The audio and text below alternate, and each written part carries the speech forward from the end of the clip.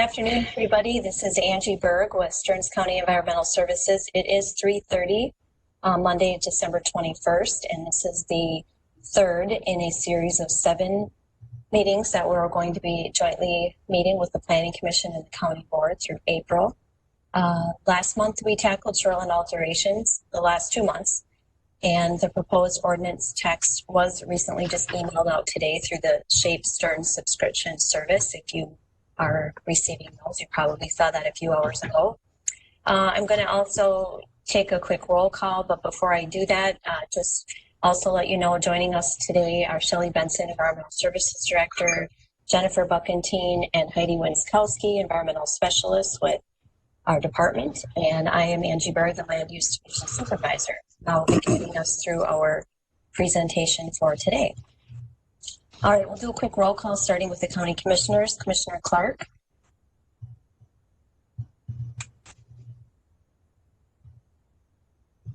Commissioner Percy. Here. Commissioner Mergen. Here. Commissioner Lensmeyer. Commissioner Notch just sent a text saying he's running a tad late, but he will be joining us soon. And we will, for Commissioner Clark, somebody can let me know when she joins. I see her on the WebEx. I'm here. Thank you. Thank you. All right, Planning Commission members. We have Planning Commission member representing District 1. Jason Wienerman here. District 2. Sean Blackburn here. District 3. Jason Crone is here. District 4. Ken Moss here. District 5. Mike is not with us today. And our 2 at-large members, please. Jeff Bertram here.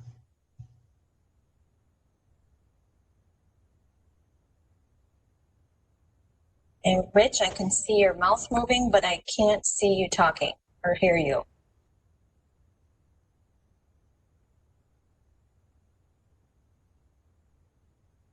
Okay, maybe you can work with Deb on that. I'm going to go ahead and get us started running through our presentation. Can you hear me now? Yes.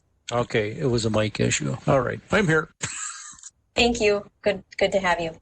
Thanks everyone for being here the week before Christmas. It's a busy season, a busy time, and we're going to roll through this, but still give attention to all of the things that we need to discuss for today. So as I indicated, this is the third in a series of 7 meetings that we'll be having over the next several months. Our meeting goals for today are to provide a recommendation to the Stearns County Commissioners on the recreational vehicle standards. If you remember earlier this summer, I sent this out saying, okay, it's summer, we're getting the calls. Please think about what this would look like. Well, now's the time to talk about that.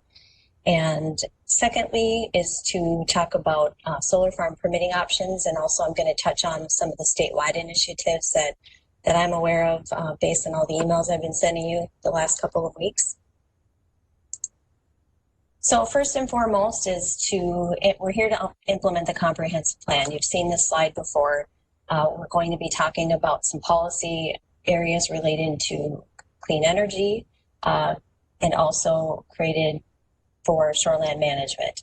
So we're going to talk about the RV standards, the solar farm, and then our next meeting will be held in January. So this is our familiar slide. The comp plan Shape Stearns was at the high level. Now we're down to the 100-foot level. So zoning code updates is what we're talking about today. Obviously, zoning code updates and policy areas and policy initiatives kind of go back and forth. So we'll be hitting on both of those. Okay, so RVs. We have our 5 pillars, obviously, that we've based our comprehensive plan on.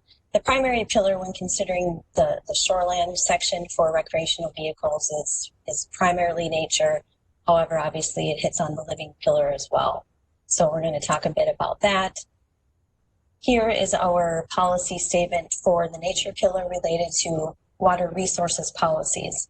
So this is to recognize the relationship between land use and water quality and continue to support water quality improvements through land use plans and regulations.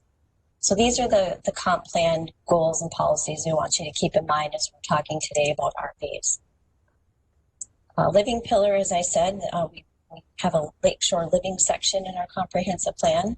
And so the policy that probably hits on this the most would be creating riparian standards that balance the interest of both year-round and seasonal residents while protecting the natural resources that draw them to the lakeshore amenities. That's challenging, and that's what we're going to be asking you to talk about today. So why is this back? Why are we talking about this again? I know many of you were on our planning commission the last time we talked about this about 3 years ago, and we did make a change to the zoning code in 2018. Why we're bringing it back to you now is we've had a rise in complaints of properties that are in violation. The common complaints are limited parking, sewage treatment, loud people partying, and then parking issues. And thirdly, I think the issue identification that we've noticed is that we're seeing complaints related to the transient or the temporary activity on property much differs from non-transient, so the year-round residents on a lake. So our current rules, this is what we currently have. And again, this was changed in 2018.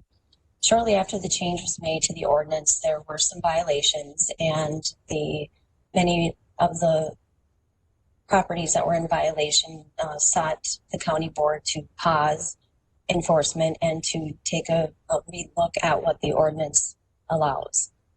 So we took a longer pause than what we normally would do because we were going to be undergoing our comprehensive plan update. So we really wanted you all to go through that process and go through the visioning sessions, listening to the public, developing our goals and policies, and then see where you land on what we should allow on the lakeshore. So the slide that you're seeing now is what do we allow today under the current code. So you have to meet setbacks. You can only have one RV, and you can have, as we're talking today, when we say one or two, we mean you can have only a home or a cabin or only an RV. That's what's currently allowed today. You cannot have a home and have an RV. So it's one or the other. It's the way the ordinance is currently written. Anything greater than 30 days during a calendar year needs to be permitted as the primary RV on the property. And that's only allowed, again, if there is not a home on the property. The last item that we changed in 2018 related to citations. And so the Planning Commission and the board don't really get into this often, but our enforcement mechanisms under the county zoning code are criminal or civil. Criminal is where you get a citation, you pay a fine or a fee, go in front of a judge. We don't do that very often for zoning. This is the first time in 2018 that we talked about it, mostly due to the nature of the zoning issue is RVs come and go, right? Civil is a process by which you write letters, you do a violation report, abatement order, you get time to comply. And one of the things that we were finding is by the time you go through that civil process, the whole summer could be lost. So that's what we have today.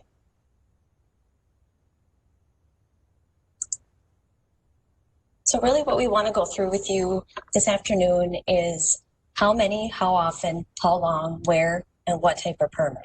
So again, we're talking about RVs on shoreland properties. That's what we're going to focus on.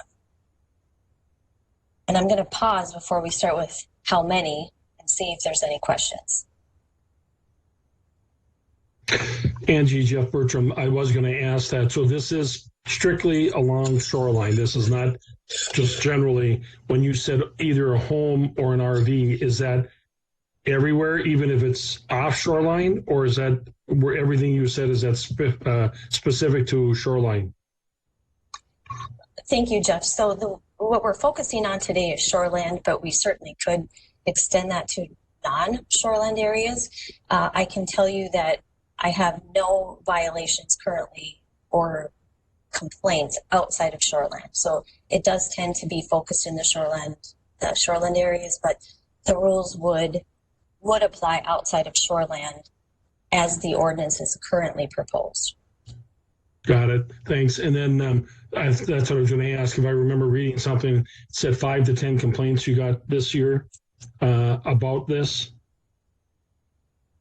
Is that correct? Yes, it is, Jeff, and I would say that I probably have a list of 20 or 30 over the last few years that have been building that we haven't been enforcing. And as many of you know, driving or spending time recreating on our lakes, there's far more than that. And we'll talk about that a little bit later too. So hopefully that answers your question. Thanks. Yep. Angie, Commissioner Persky here. As far as the RV and cabin is limiting to one, does that mean in use? So for example, if I've got a cabin and I've got an outbuilding or a shed or a garage, and then next to it I park my RV, if I'm not using, is that in violation? Commissioner Persky, no, it is not in violation. So and I didn't give you all the ordinance language on these slides, but the ordinance does not apply to a property owner storing an RV on their property. Okay. Yep. So it's in use. In other words, it's being occupied by folks. You know, they're using the toilet, they're using the water, right, as a regular camping. Yeah. Okay. Yes, correct. This language does not prevent somebody from storing an RV on their property. Some ordinances do, obviously in some cities, but most county ordinances that I've looked at allow for the storage exemption, as we would also like to propose to keep that in place. Okay. See, Angie, this is Rich. On that storage, do the setbacks apply to that RV in storage also? They do not apply to storage. No, they just wouldn't be able to be across the property lines. So they can go up to the property line, correct? Correct. We don't have any ordinance setbacks for storage of really anything. Okay. For structures. Okay. Thank you. Angie, Jason Wienerman, does this occur across all land use types? So ag, residential, whatever the land use type is, this would apply? Yes, it would. I mean, obviously there's some exceptions to that, right? If it's an recreational vehicle park that's licensed as such, or a pre-existing non-conforming use, you know, there's some exceptions, but yes, generally it would be all zoning districts that allow for RVs would fall into this category. Hey, Angie, Jason Crone. One other question. You mentioned RVs. Within our definition of RVs, are we including tents, or are these just like campers and mobile homes? Yeah, so good question. I know had that conversation a few years back. The words are recreational vehicles. I would say that we have typically not regulated or extended this requirement that we're talking about tonight to soft-sided tents. So I don't see us going down that road, but we can definitely look at clarifying that into the zoning code. Okay, thank you. Angie, Jason Wienerman, to build on to the other Jason's question, do we have a definition of an RV? Like, would a conversion van count as an RV? Would a VW Vanagon count? Do we know what an RV is? We do have a definition of an RV. It could extend to a van. I mean, you can convert almost anything into a recreational vehicle. So it would be, you know, some of the examples that you see on the slide. It could be a fish house that people now use for RVs. It could be a pop-up trailer. I do have a tent on here, so that was good that maybe piqued Jason's interest. But yes, it could be a Volkswagen vehicle that was converted into a recreational vehicle.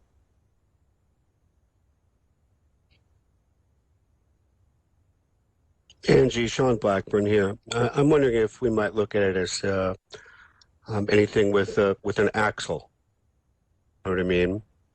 It's something that is moved, something that is has at least one axle. It says kind of a guide, opposed to what will be an RV or not. And we can certainly look at the definition to make sure that it ties into what we're talking about. We have a couple different recreational vehicle definitions. Some relate to how we enforce resorts, and needed that for some statewide shoreline rules that we enacted years ago. But we can look at that definition and make sure it's consistent with the state shoreline ordinance and also with our food, beverage, and lodging ordinance and other mechanisms. The idea is that there's not the loophole, right? That someone says, well, this isn't an RV, it's my trail, it's my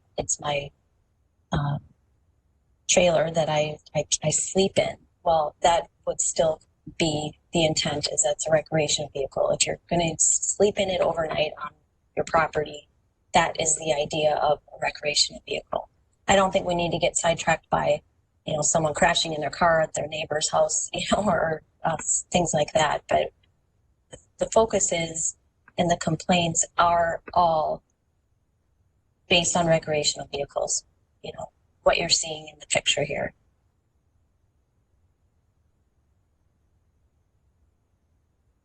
Okay, any other base type questions before we move into how many? Okay, and I just want to clarify what you see on the bottom of the screen, the Planning Commission recommendation. That was the Planning Commission recommendation from 2 years ago. So again, this isn't something we've recently talked about with the Planning Commission. This is something from a few years back, but I thought it was still relevant to understand what was talked about at that time. So again, your options would be no change to the ordinance. The second option would be based in number of RVs on the parcel size. So you can have so many extra RVs based on how many square feet you might have. Morrison County does it that way. We'll talk about that in a little bit. And option 3 would be no tie to parcel size, and you just can't exceed four recreational vehicles, or insert any other number. Again, the Planning Commission's recommendations from years back was to allow up to 4 and not tie to a parcel size.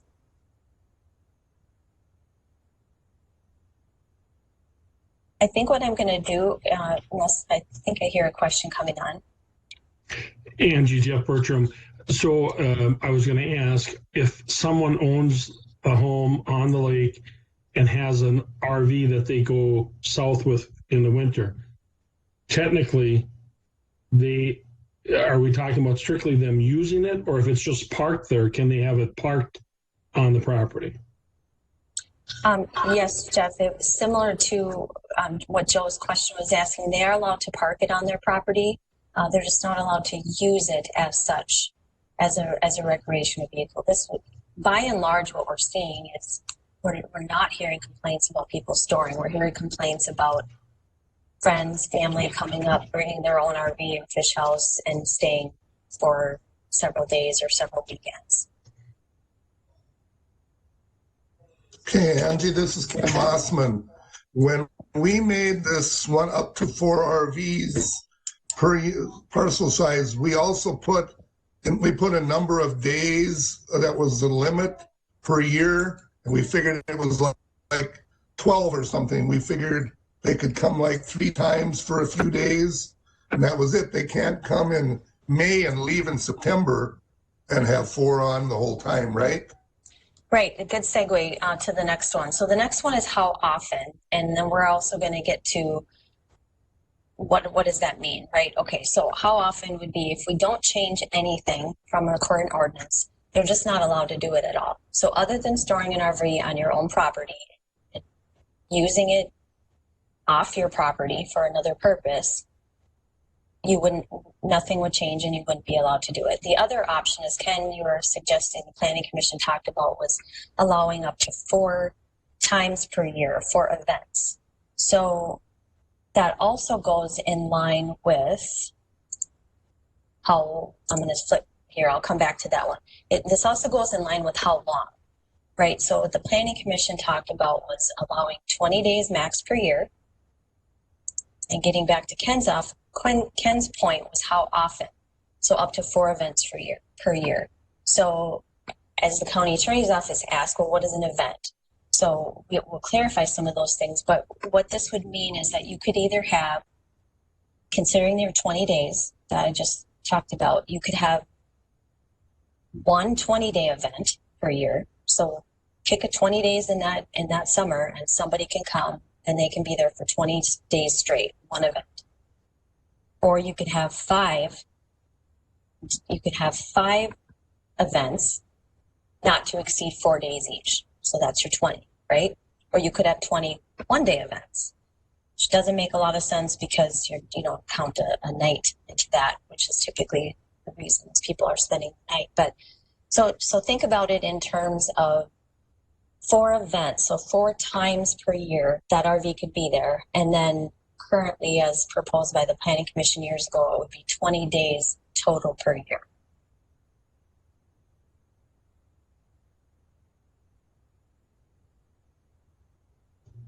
And that's Angie, Jeff Bertram. That's one RV, 4 times a year, up to 20 days. Jeff, that would be something that we would want some clarity on if we could today, or some recommendations would be how many. The ordinance could allow for more if that's the direction the Planning Commission would go to recommend to the board. It could be 1, it could be 2, it could be 4. I will share with you DNR's recommendation in just a bit in terms of their thoughts on allowing too many too often. And what about an open parcel? Many people have the home, and I'm sorry if you said this, there's a lot of information being shared here. But if you have a home on one lot, one parcel, there's a lot across the road off the lake, or there's another lot beside the home on the lake. Is it per parcel or is it per home? Sure. So it would be per parcel. So we would look at it as a parcel of record. So for example, if somebody has 2 small cabins, or a cabin and an empty lot next to them, if those are both non-conforming parcels, so they're small and they own them under the same ownership, those are considered one parcel. And so they would be allowed, under the proposed scenario, they would be allowed to have their cabin, and then they would be allowed to have 1 or more RVs on the parcel. And the reason I ask that is I could see, there's a distinction, in my opinion, where someone's living on the lake or has a lot on the lake, a friend or friends come over, then 4 events, 5 days each. That's one thing. But all of a sudden, if someone like these vacation home rentals that are starting to spring up now, if someone wants to start making a business out of this and then start bringing in more RVs on a lot, well, in my opinion, that's 2 potentially totally different issues that will cause different issues for the neighbors, potentially. So that's what I'm trying to get my arms around. Just having read what you sent and then what we've seen today, I could see where, relating it to the size of the parcel really would make some sense. I mean, if you have a real small lot, the number of units per that lot would kind of make sense, I would think. Would cause less issues. If it's a small lot, you allow 1, that'll cause less issues than if it's a small lot and we allow 4. Just gut reaction, I guess, after what we've been presented with now. Jeff, Jason Crone, I agree with that logic. I think that makes sense as a foundation, I guess, to look at. Any other, and I'll just insert, that was really what DNR was recommending, that we explore a bit more, was tying it to the size of the parcel. Morrison County, for example, they, in addition to your cabin, you're allowed to have 1 extra if you have less than 30,000 square feet, which is under an acre. That's pretty small. If you have over 30,000 square feet, you can have your home, and then you can have up to 2 RVs. So my point is, other counties adjacent do base it on the parcel size.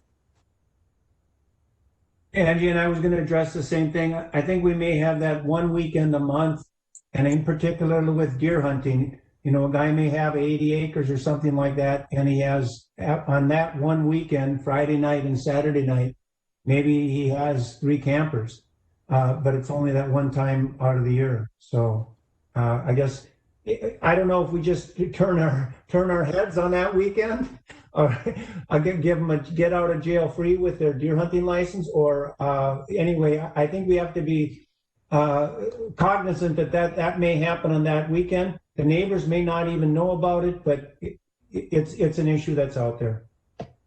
But then, Joe, isn't that the same if they want to come on the 4th of July? Yeah, I was just going to ask that for Labor Day. You know, That was kind of, And I agree with you, and it's different, again, like I think we're talking about is if you've got a lake lot on a lake opposed to 80 acres in the woods, that's, to me, that's the difference. oh, okay. I wasn't, because I thought this only dealt with shoreland. Yeah, Okay. it's only Starland today, Joe. Okay, good enough. I thought the comment was made that these rules currently extend to parcels of land also. Am I wrong on that, Angie? No, you're correct. And part of it, I apologize for calling it RVs and shoreland. That's in our department's mind where the issue is, but you're all right in that the zoning code isn't going to exempt these rules on ag land. At least that would not be our proposal at this time, because then you get into issues with licensing as a recreational vehicle park, et cetera. What I can tell you is we've never, so far in 22 years or however long we've had zoning, had to investigate too many RVs anywhere but shoreland. So not saying it can't happen. Our enforcement mechanism, as we've shared before, is all complaint based. So typically it would be if it's not an issue to the neighbors, then they're not calling, and it's something that is usually goes away on its own. So back to Joe's point, you're not getting complaints around deer hunting. Never. So we're not enforcing it. We're kind of it's just there. Well, Whatever they're doing, they're not doing. Exactly. And to your point, Terrell, we're not turning the other cheek, or we're not ignoring it. It's something we're not getting calls on. So, and neither is the sheriff's department on that. It's crickets. So the issue really the precipitating issue right now is what's happening with the shoreline in some places. Angie, Jason Wienerman here. Is there any requirement for infrastructure on these sites? So if you pull an RV onto an undeveloped site, does it have to have electric? Does it have to have water? Does it have to have some septic? Or can they just park for 2, 3, 4 nights and then not have to have any infrastructure? Yeah, so that's a good point or good question. Douglas County, for example, does not allow you to hook up to the sewer or the water. They do not want the extra capacity into that septic system. Typically, a lot of these recreational vehicles they have a self-contained system. And so the simple answer to your question is no. There is no requirement that there be water and sewer to these structures, the temporary RVs.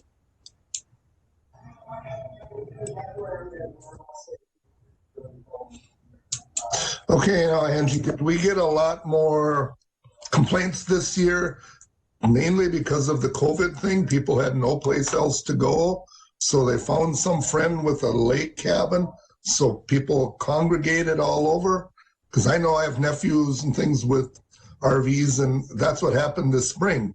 RV parks were closed for a while, and then when they opened up, well, that took care of a few, and then people like Jason Crone had no ball games for their kids to go. So then those people went to somebody's lake. So it just made for a mess that part of this may clear itself up in however long it takes to take care of our pandemic at this point, right? Well, I can tell you that 2016, 17, 18, and 19 had nothing to do with COVID. And we got a lot of complaints in each of those years, which is why we were coming to the board and the Planning Commission in 2017 and 18 asking for a change. So a couple of them this year could have been, they might have had a couple more RVs than they would have normally. I honestly don't know. But I can tell you that this isn't just a COVID issue. I wish it would take care of itself. I don't think it is. I know statewide, or at least in this region, and the DNR and other counties are applauding you all for talking about this, because it's a hard issue that most people like to ignore.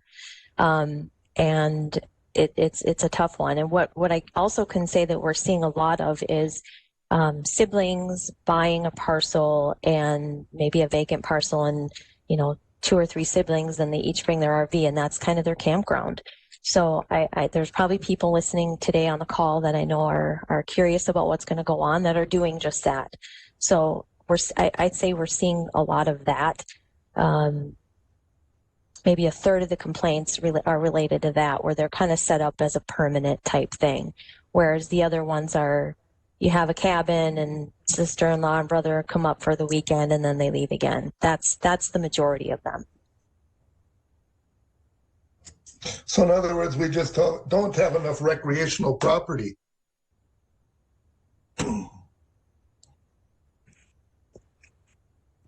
Well, either that or they don't want to pay for it, Ken. I mean, it's probably maybe a combination of both, or they don't. Well, sometimes in the campgrounds, you do have to plan, quite a bit ahead of time, and their minimum stays and everything. So people that don't plan real well, and all of a sudden something comes up and they want to come up, well, I can see that happening, but it might be a combination of why pay a campground, and then have to be there a 4-day minimum, or all that, or just pop into somebody's place for a couple of days.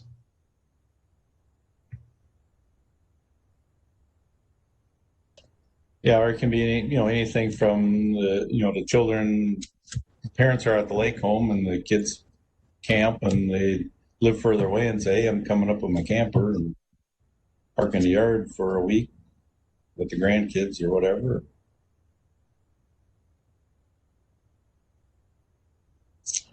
Yeah, it's a toughie. I think we got to allow something, but what's the right answer? Yeah, there's pros and cons.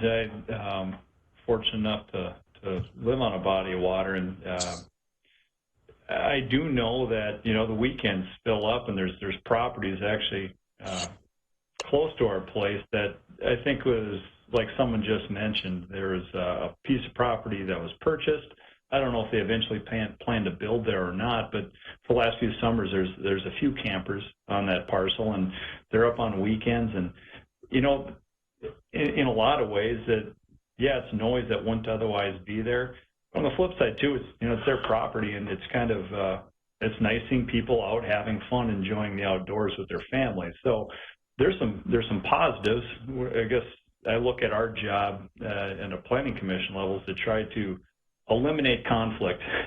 Try to create as much happy ground for everybody here.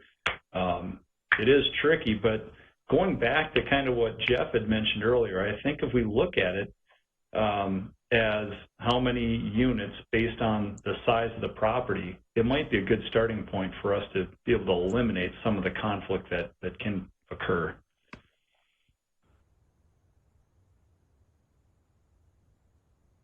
So hold that note, and we're going to come back to all of that, but just to kind of keep it all in context, right, and some of the maybe easier things that to deal with would be where on the lot.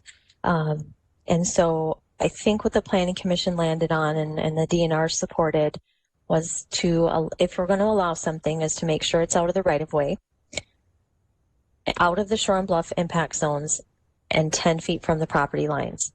And honestly, I could say if that was clear and in the ordinance, that would solve a lot of the problems. A lot of them are right on the line. They're right in the right of way, and the lots are just so small that they can't fit them all on here. So this might be more of agreeable by many, but certainly open for discussion.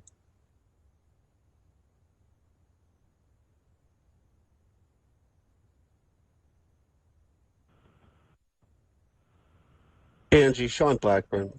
I'd have to say option 2 seems to be the most reasonable, and because it also has the same rules, so you're not confusing issues, and it just kind of might clean up the process a little bit. I agree, Sean. Yeah, and also this is Rich reading option 2. Everything that is listed there, there wouldn't be much of a legal battle there if somebody wanted to push the issue about it. And Jeff Bertram, I certainly agree with that. The setback from the neighbors, are we going to say what that setback is, or? Right, Jeff. So that's a good point. And so the Planning Commission's recommendations from a few years back did not include a setback from a neighbor's home. They opted out of that, and it was just to allow it to be located, or require it rather to be located out of the right-of-way, shore and bluff impact zone, and 10 feet from property lines. It was determined that a setback to the home itself would not be required, mostly because they felt like, what I remember is that the 10-foot property line setback would be enough. That would take care of it. Because I think that would be a little dicey to figure that out. I mean, some of these lots won't be real big if we limit, and then potentially we're going to go to that, or go back to that on how many we allow, right? As part of this discussion. So, again, if you have enough square footage, a 135-foot long, 50-foot wide lot with a home and a garage on it, would be under 7,000 square feet. So, I mean, that would be tight the way it is to get one unit in there.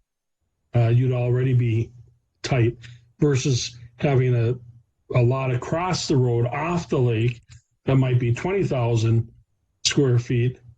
You certainly could fit 2 RVs in much easier. So again, I think the number, along with the setbacks and these other issues, then I don't think we need to deal with how far from the house, because that's just going to complicate. Rich and Joe are going to have to be out there with the tape measure again, measuring how far back they are.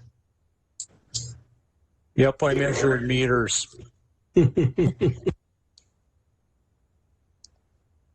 Again, lastly, with kind of maybe the easier decisions would be what type of permit.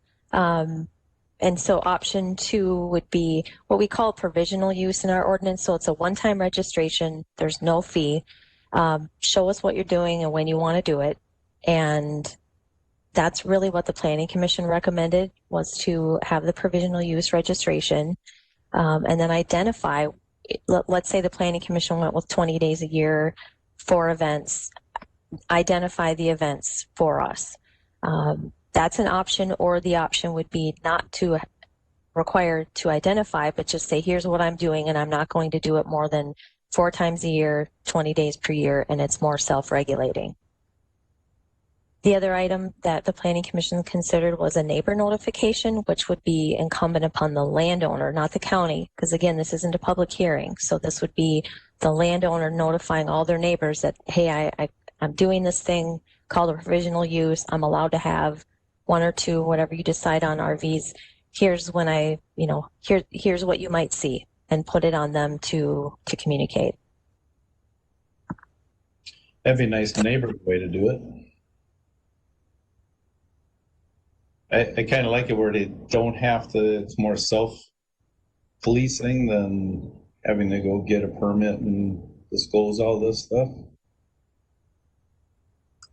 Angie, this is Sean. Yeah, I like that as well. But then you've also got just the easy out of the, I didn't know, which we get all the time with everything else anyway, these after the fact things and these denials about, I didn't know what the regulations were. So there's a pitfall to that as well. Steve, I agree with you. It seems like we're trying to legislate people being good neighbors. And, really, a lot of that is, with respect to neighbors. And Sean, you're right, is that if we would put this in place, I guess then once we would get the complaint, then we would be then obligated to do the enforcement. Yeah. But yeah, there'll be those individuals that want to get away with it. Well, and on that note, I would just like to quickly add that Shelley and I did have a meeting in preparation for today with the County Attorney's Office and the Sheriff's Department. They want to make sure that what we're all talking about and possibly proposing is going to work, right? It's going to be enforceable. They just to keep in mind that we would advocate for keeping the current ordinance language in place that says basically you get 2 warnings. And then after that one, then there would be a possible citation. So to get to Sean's point and other points on, I didn't know I couldn't have them here. Yeah, that now don't do it again. Well, if they do it again, then the third time, then there would be some possible enforcement taken. So we did build some of that grace into the ordinance. Yeah. See, Angie, this is Rich. This permit, this could be something that a person could fill out online, correct? Right, looking at what's being required. Yes, and in fact, we're looking at a new system that provisional use would be nicely fitting into what you can do online because there's no fee. Yeah, I'm just thinking in regards to enforcement, if somebody didn't have a permit and they were cited for a violation, that law enforcement or county people could just notify the individual. There is a permitting process you can do online. It's very convenient, and there's no charge for the permit. I think that might help reduce some of that I don't know stuff. Yes, I totally agree, and I really think the sheriff's department would agree as well. We met with John Lenz, and they want guided compliance too. They want voluntary enforcement, as do all of us. And so I think that is a great suggestion. We, depending on what changes here or doesn't change, we'll be having another meeting prior to the 2021 summer to talk about all of those things. So we're all on the same page as a county with those three agencies. Angie, Jason Lieberman here. So with the provisional use permit, would that be a once a year thing? Or would they do that potentially each time they think they're coming out? And then if it's the latter, how do we keep track of days? So how would the provisional use permit work? Sure. So our idea would be one time. So you do this. You tell us that in 2021 into the future, you are asking to do this so many times a year, and you don't have to ask for it every year. You don't have to ask for it every event. It's a one-time registration. So would they have to identify they're going to do it for 5 4-day events every year, or would they just, what would be the logistics of that? Would they have to know things a year in advance? Well, again, that gets to how much does the Planning Commission and the board want to require them to submit to us for that one-time registration? Is it just, here's what I want to do, and then we tell them, okay, here's what you can do. Here's all the rules and regulations. You need to follow them, and have them not identify to us what weekends or days, since they may not know that 2 years out. That would be for ease of administration, that would probably be the way to go.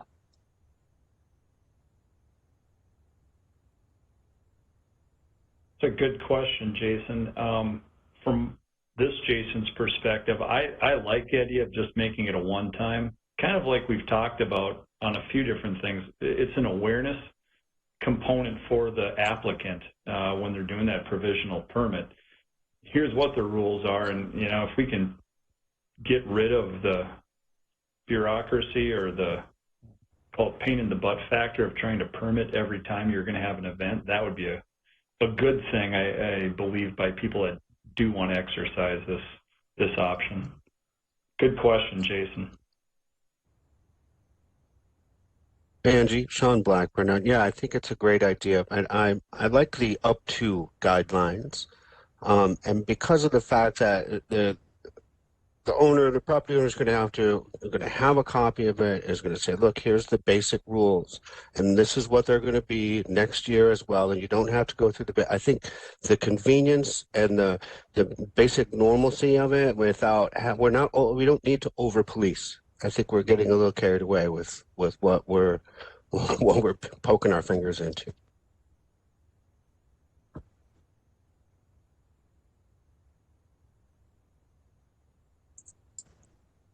Okay, I'm Oh, going to go. I was just reading through that last panel, Angie, and there's something in regards to off-street parking. And my question for everyone is, do we want the property owner to know where the road right-of-way is and that that is not intended to be used for parking of an RV? Remember the situation we had at the Planning Commission? We had a vacation rental and the person was going to be using road right-of-way for parking. They didn't know where their property actually ended. Would this be an issue that we would be concerned with this recreational use? Yes, Richard, I think that when they're applying for the provisional use, we would work with them to help them understand where their property lines are. And then they would have to show us that there's room where they could place one or two extra RVs that aren't in the right of way, that are meeting the setbacks, that aren't on the septic system, all that stuff. So yes, definitely. Now they may not know where it is, and that might be some homework that they need to do before they're granted this registration. But yes, we would want to make sure that they're not parked in the right of way. Thank you, Angie.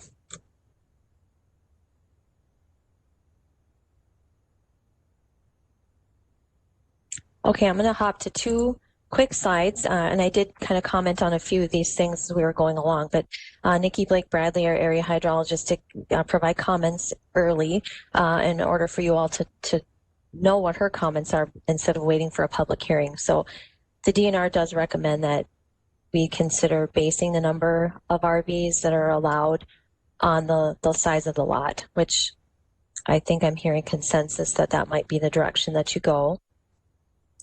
Nikki also suggested that parking be screened. The parking of the recreational vehicle, rather, would be screened as much as possible. And that setbacks, she did support the setbacks that we were suggesting outside of the impact zone and outside of the bluff and shore impact zone. Angie, a question on the DNR comments, and also a larger framing of this. When we're talking the RV on the parcel, there doesn't have to be a hardened site for the RV, does there? Could you say that last part again? A hard what? There doesn't have to be a hardened site for the RV. So as long as they meet the setback requirements in the shoreline impact zone, they can put that vehicle anywhere on the parcel. It doesn't have to be confined to one hardened. Like a pad. Yeah.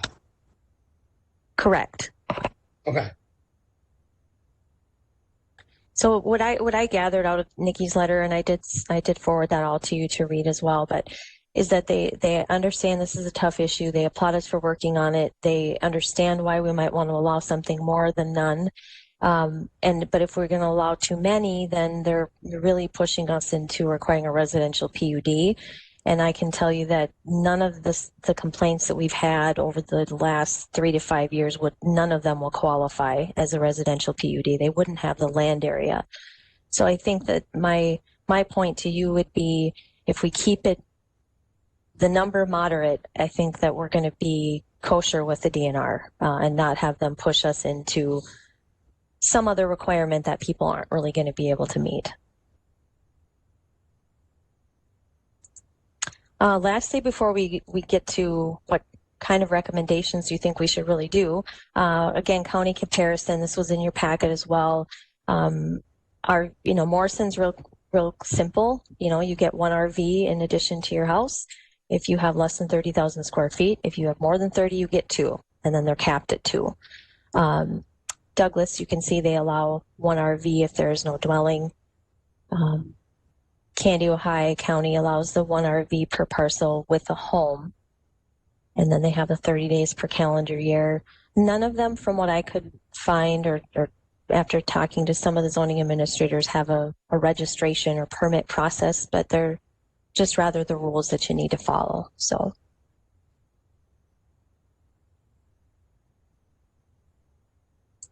So here we are to what should we do and how should we do it? So I'm hearing some sense, but certainly pop in and correct me if I'm hearing wrong, that there does seem to be a desire to amend the ordinance. And again, that would be amending it from allowing basically just one RV on a vacant lot, or if you have a cabin, no RVs.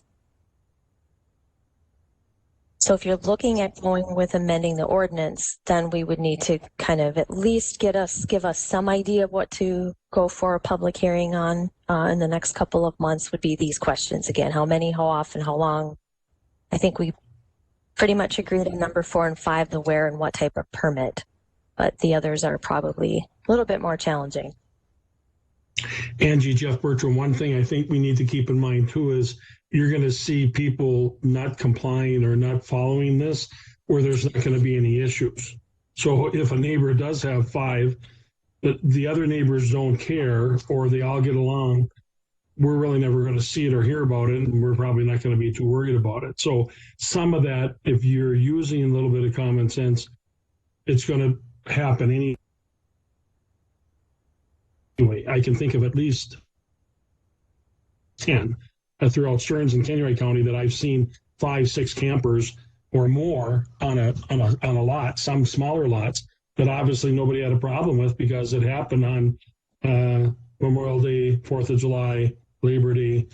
But so we won't hear about that, nor do we need to. I mean, nobody's going to be going out there looking for this. We're just trying to be proactive and prevent them. That would be accurate, wouldn't it?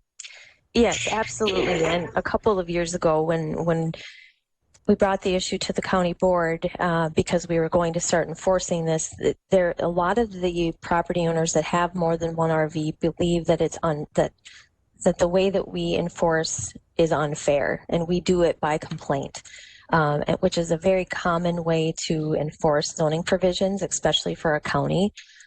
We don't have a code enforcement compliance officer. We do not go driving around the county looking for these or any other violation.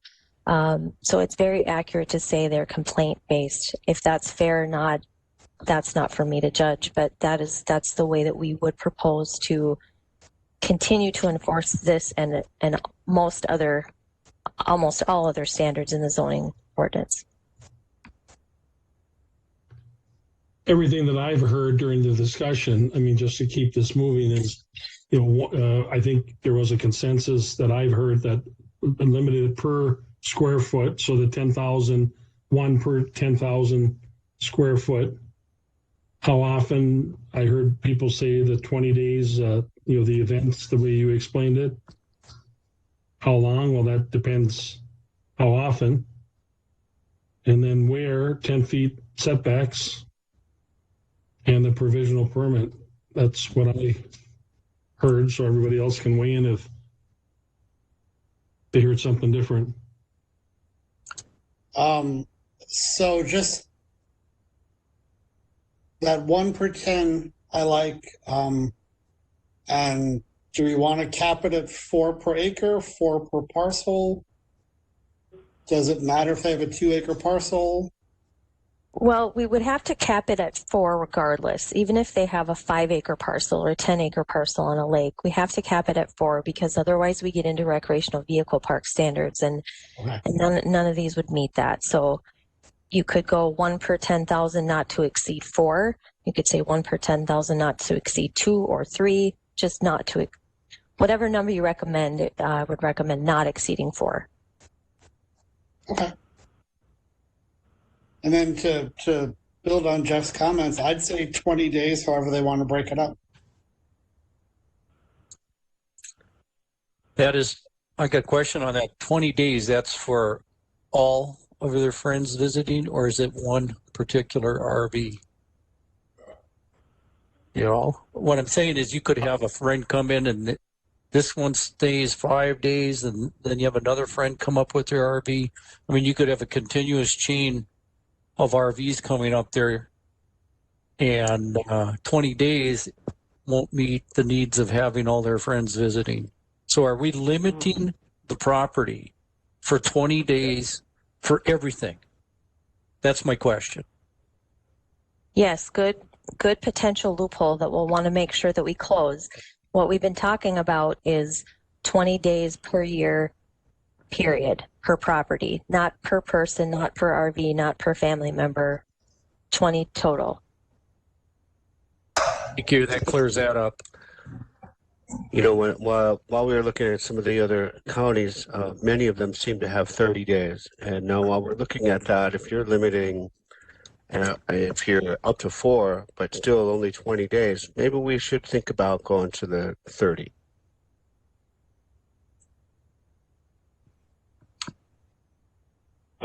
If we hit all those other setbacks, I have no problem with 30. I would agree with that. I would concur with the 30. If we have a 6-month summer, 9-month summer. I say 30 sounds good. This is Ken Mossman. I would agree with the 30 also. We just have to use the one word that Jeff put in there. That's the main thing, common sense. If people use common sense, they'll be a lot easier getting along all over the place. Yeah, this is Rich. I concur with that 30 days. That makes sense.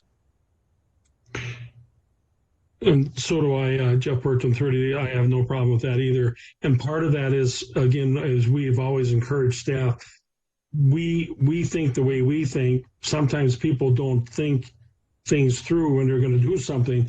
Just to have some pointers, even beyond what the requirements are, like facing the open part of the camper towards the home that they're staring at. You know, rather than having the towels strung out and everything on the awning. I mean, just, again, we're not regulating it, but just stating, having a fact sheet of saying things for you to think of, you know, turn the RV opening towards the home that it's going to be parked at. You know, not blaring the music or, you know, not having bonfires that the smoke is going to be blowing right into the windows of the, you know, again, those are all things that aren't regulatory that people would use common sense, but God knows we've seen so many examples that they don't use it or don't have it. I'm not sure which one it is. This is Rich. I'd like to comment on, tag on with Jeff there, you know, maybe, some kind of complaint reduction sheet that we can get to the individuals and they can look through that and say, oh, yeah, this makes sense. You know, I guess what you're looking at is trying to guide the people to be good neighbors, really. Yep, that's all very, very helpful and useful ideas for sure.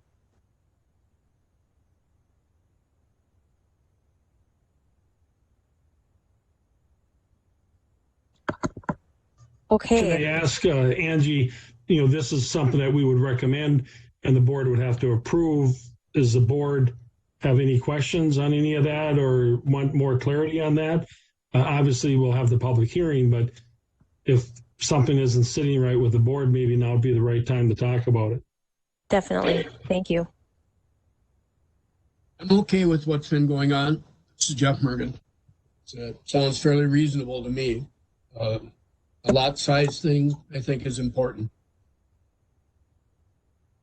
And going to 30 days is also, I think, very useful. Commissioner Persky, let's go back again. So then what's going to be our definition on how many, or what we rolling out as the proposal?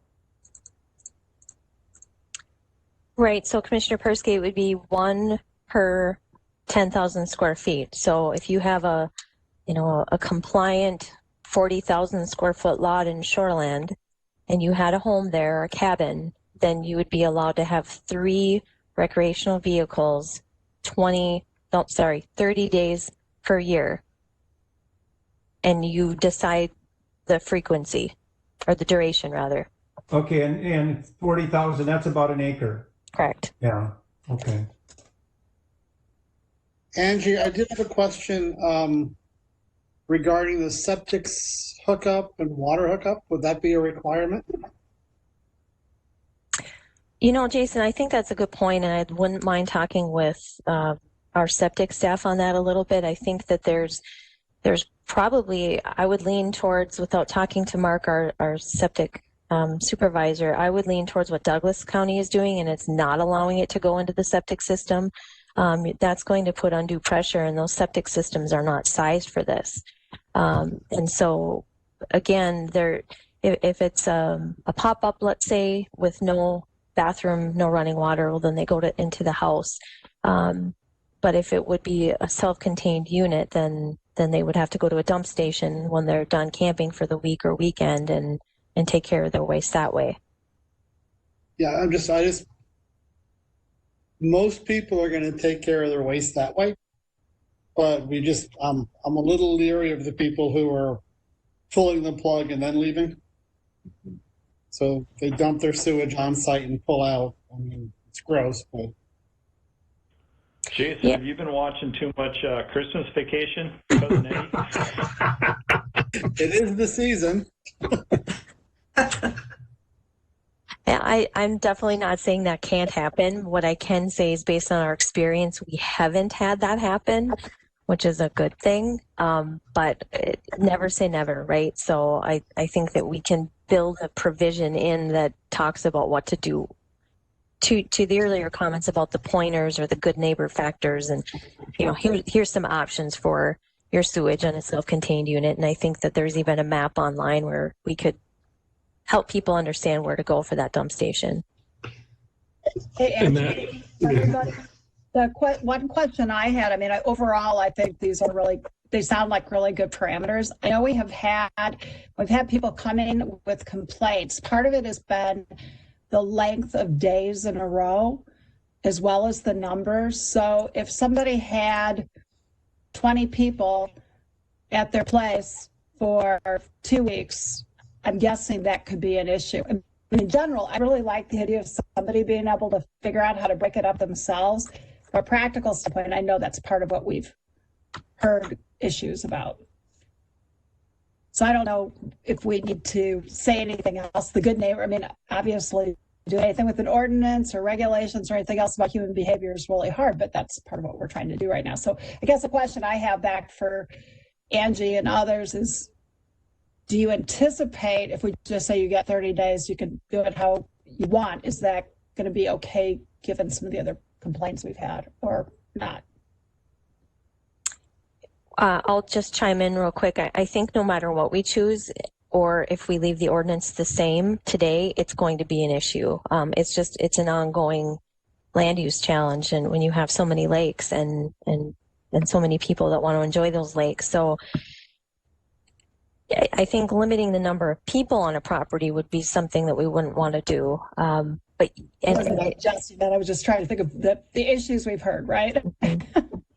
And what I will offer to the Planning Commission and to the board, and I may have hit on this at our last shoreline meeting, is we are preparing, Deb actually is working on a postcard that's going to be sent out to 9,000 people. So everybody who has a riparian, everyone who lives on a lake or a river, they're going to get a postcard that's going to tell them we're doing some changes for shoreline alterations and we're doing some changes for RVs. So please go online and we're going to have a survey where they can tell us what they think.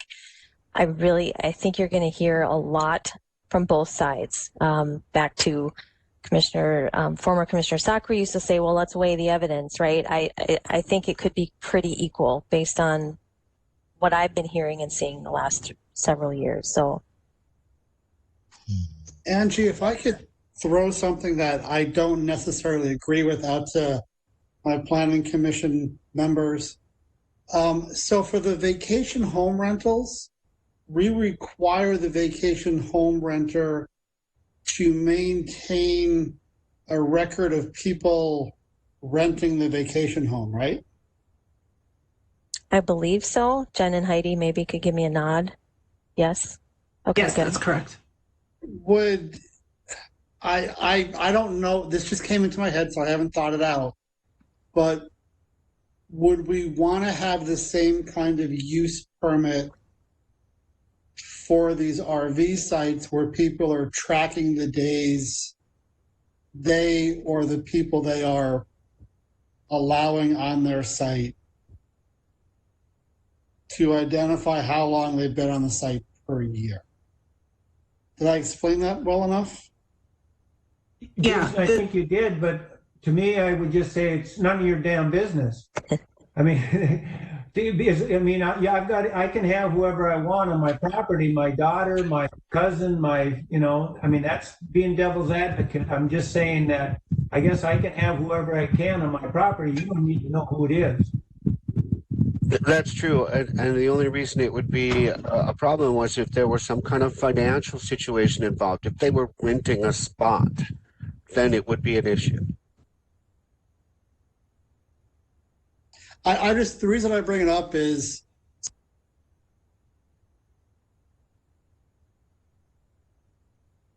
We lost you, Jason. oh, sorry.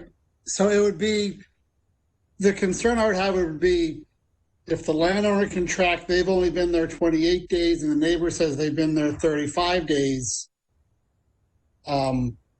Just, I mean, if it's not a good idea, I'm not wedded to it. It's just a way to track the use of the 30-day framework. Angie, Jeff Bertram, I would think that, again, if there's a problem, if someone complains and the person that gets the complaint against them has to have this conversation with somebody, I think they're going to say, okay, you better move along because now they're onto us. And I think it'll take care of itself.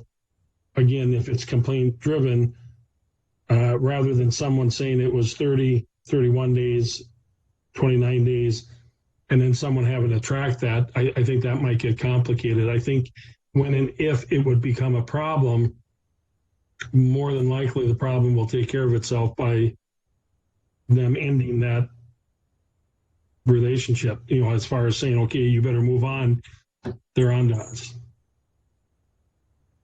And I think I just wrote this in the category of the kind of the good neighbor for provision. And actually, it wouldn't be a bad idea. We don't have to write it in the ordinance, but we could suggest or recommend that they self-document that. So if they do get a call from the county or we have to go out there, they can say, hey, this is what, not who, I don't know that we care who, but here's when we had campers out here and we're under our 20 days.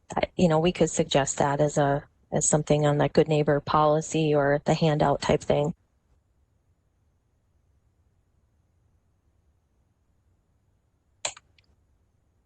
I'm going to pause and go turn my lights on because I don't know if I'm turning up too dark, but either we didn't pay the bill at the county or I'm not moving in as much. So just give me 1 sec.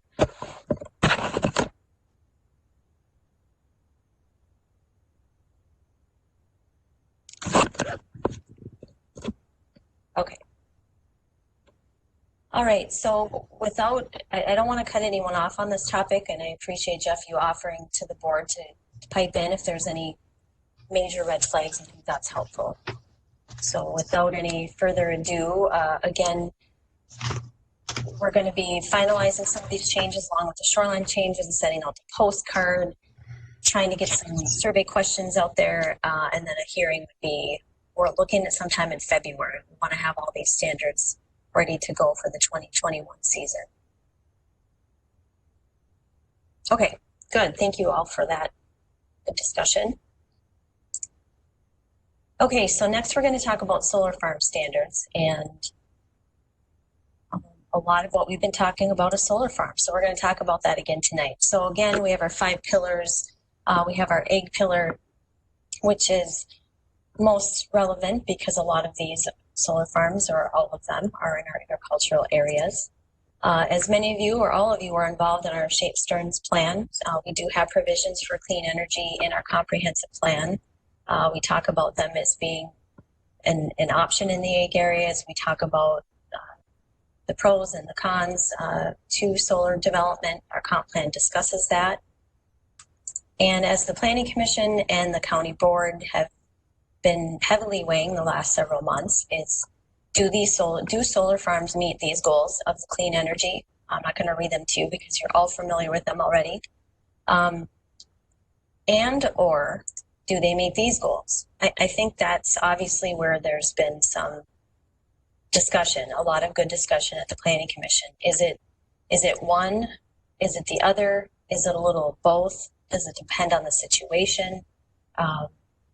So we don't have to answer that right now, but just more of a calling it out for background. So our ordinance timeline, and I know there's people on the call that are very interested in this discussion tonight, and I'm not going to get into a whole lot of the background, but I just want to say that we were the first county in the state to enact solar in 2008. And that was predicated by St. John's University wanting to have a small solar farm. Then we added in 2010 solar accessory. Then in 2015, we changed our setbacks. Some of you were part of that back in 2015. And then in 2016, which is the last change we had for solar, we enacted the beneficial habitat standard for the vegetation under a solar farm. And what's not on the slide is what you all were part of this last summer, and that was the 2020 policy change for the letter of credit standard. We did a review with other counties, been involved in the statewide group for decommissioning of solar and wind, and the Planning Commission and board have now recommended a $125,000 financial guarantee less the salvage value for a per 1 megawatt solar farm. So that's what you all did in 2020. And I'm going to touch on this a little bit in a couple of slides in terms of what the PUC is discussing, Public Utilities Commission is discussing for solar and wind docket. And they are recommending $185,000 less the salvage value. That is based on their most recent recommendation as of last week. So the next time you see a solar farm, that will be our department's recommendation for you all to consider, is upping that from 125 to 185. That does not need to be an ordinance change. It just would be part of the conditional use permit should that be granted. All right, so with that, this is not news to you, but the map, the document in front of you is how many applications do we have in Stearns at the Public Utilities Commission for solar. So it's called the county application status. So Xcel Energy keeps this.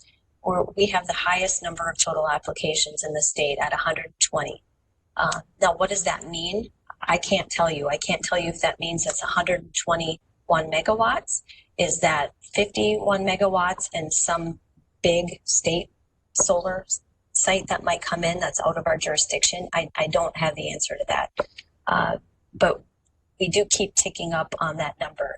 The second highest county is Chisago. I believe they're about 93 currently for the number of total applications in the queue. Why Stearns? Again, I know we've talked about this before, but the 2013 state law mandating certain utilities have clean energy is really what happened.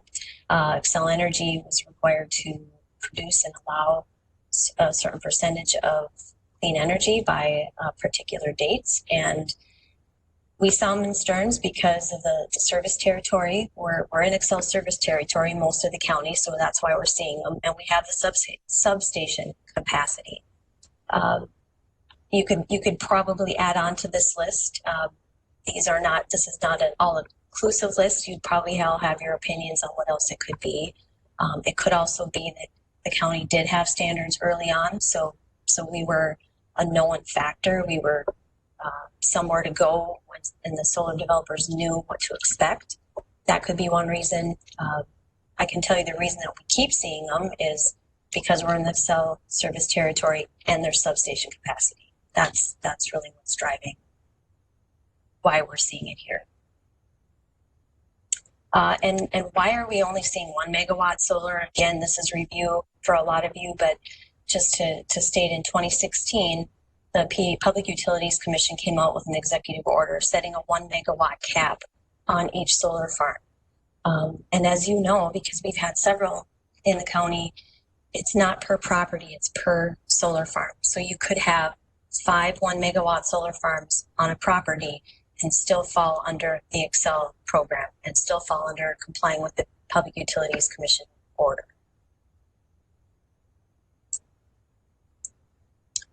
So I'm just going to share 2 slides. Again, I know I send you guys so many emails related to what's going on statewide, and it's a lot.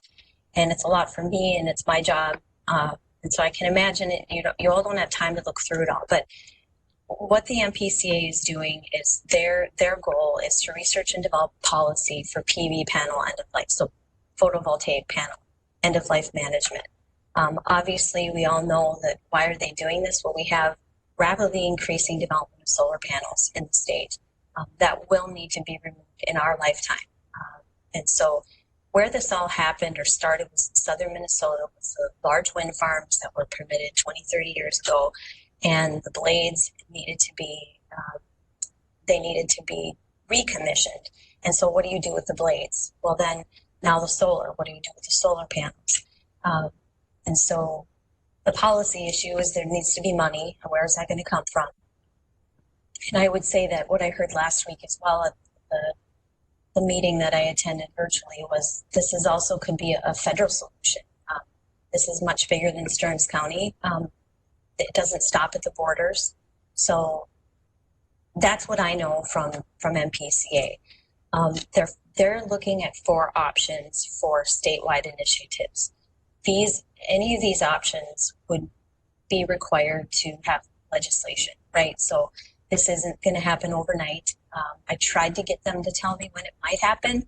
I didn't get a response, so I don't really know what that means, but some of you with more legislation experience probably can tell me what that means. But 4 models, if you're interested, you can go online, you can vote for what model you think, you can read up on it, and you can vote for what model you think that the state should look at. As staff, we are not filling out the survey. We're participating in the meetings just to hear, relay information to you. So that's what's going on at the MPCA. Now, the Department of Commerce has what they call an open docket available at the Public Utilities Commission. So what that means is as new information comes in for solar and wind decommissioning, it goes into the docket and the Public Utilities Commission acts on it and they make these changes. So, I'm subscribed to the docket, which means every couple of days I might get an email saying what's going on. Sometimes it's nothing. Sometimes there's an MPCA meeting, but I did, and I shared this with Jeff Bertram last week, and I think Commissioner Persky, is that Mark Seletsky and I from McLeod County had a conversation with the Department of Commerce last week, and they're very interested in the concerns that are being raised throughout the state on solar. Obviously, the initiative that was adopted in 2013 by the legislature is a state policy, but it has to go somewhere, and where it's going is here, and it's going other places in the state that we're the permitting authority, but we're not in charge of the state public policy. So they're interested. I would say they're listening more to counties now than I have ever had them listen to us. They know that there's concerns, and beyond that, we're just going to keep our discussions with them. So hopefully I didn't put you all to sleep. If there's any questions or comments on what I've talked about, I'll take a break and then we'll move on to some permitting options.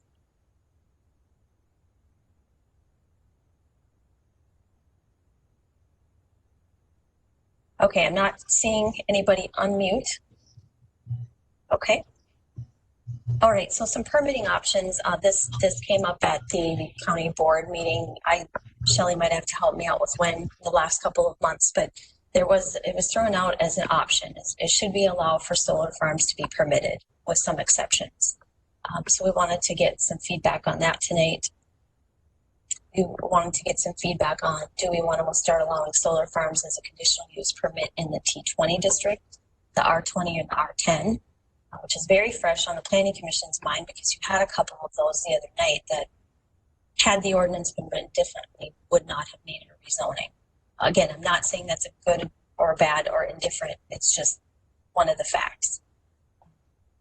C talks about solidifying the ordinance for Wetland Conservation Act. So we've talked to both the Planning Commission and the board about Wetland Conservation Act. What does that mean? Shelley's working on some things with our wetland staff to bring back to you. So our ordinance could solidify what that wetland review would look like. It wouldn't change what we're doing, but it could just be a little bit more clear in the ordinance. And then lastly, if you would look at doing some permitted uses for solar farms, then you want to talk about some vegetative screening. Get your feel on that. So here's for those of you that are visual, right? This is what it would look like. So in your ag districts, currently solar farms are conditional. That's why you're seeing them all at your meetings. And in the transitional and the residential districts, rather, they're not allowed, they're prohibited. That's what this means. So the idea would be, do we want to allow them as conditional? With that, there was a couple exceptions to that, and that would be, do you put a cap on if there's so many megawatts on a property, let's say 3 to 4 1 megawatt farms, does that then kick it into a conditional use permit? Or if you're within, a half mile of a city, or if your LISA score is over 80 or over another number that the Planning Commission board would choose. I'm going to show a couple of slides, and then I'm going to see what kind of comments we have. So this is from the other evening. This is in Painesville Township. Yes, Painesville Township. And so this was the area, this area had been rezoned by the Planning Commission board in August, and now they're asking for this area. This is just the mirror of the same picture, but the aerial photo. So this property will have a solar farm, this property will have a solar farm. They had to ask for rezoning to agricultural 40 in order to ask for a conditional use permit. So this is an example of, if the ordinance changed, these would now be conditional uses in the transitional district. Same thing for this one. This was in Brockway Township. This was rezoned in 2017. There's a solar farm there now. This is what they're asking for currently. And under the proposed change, if that's something the board and the Planning Commission want to go with, this would not have to be rezoned. It would be a conditional use.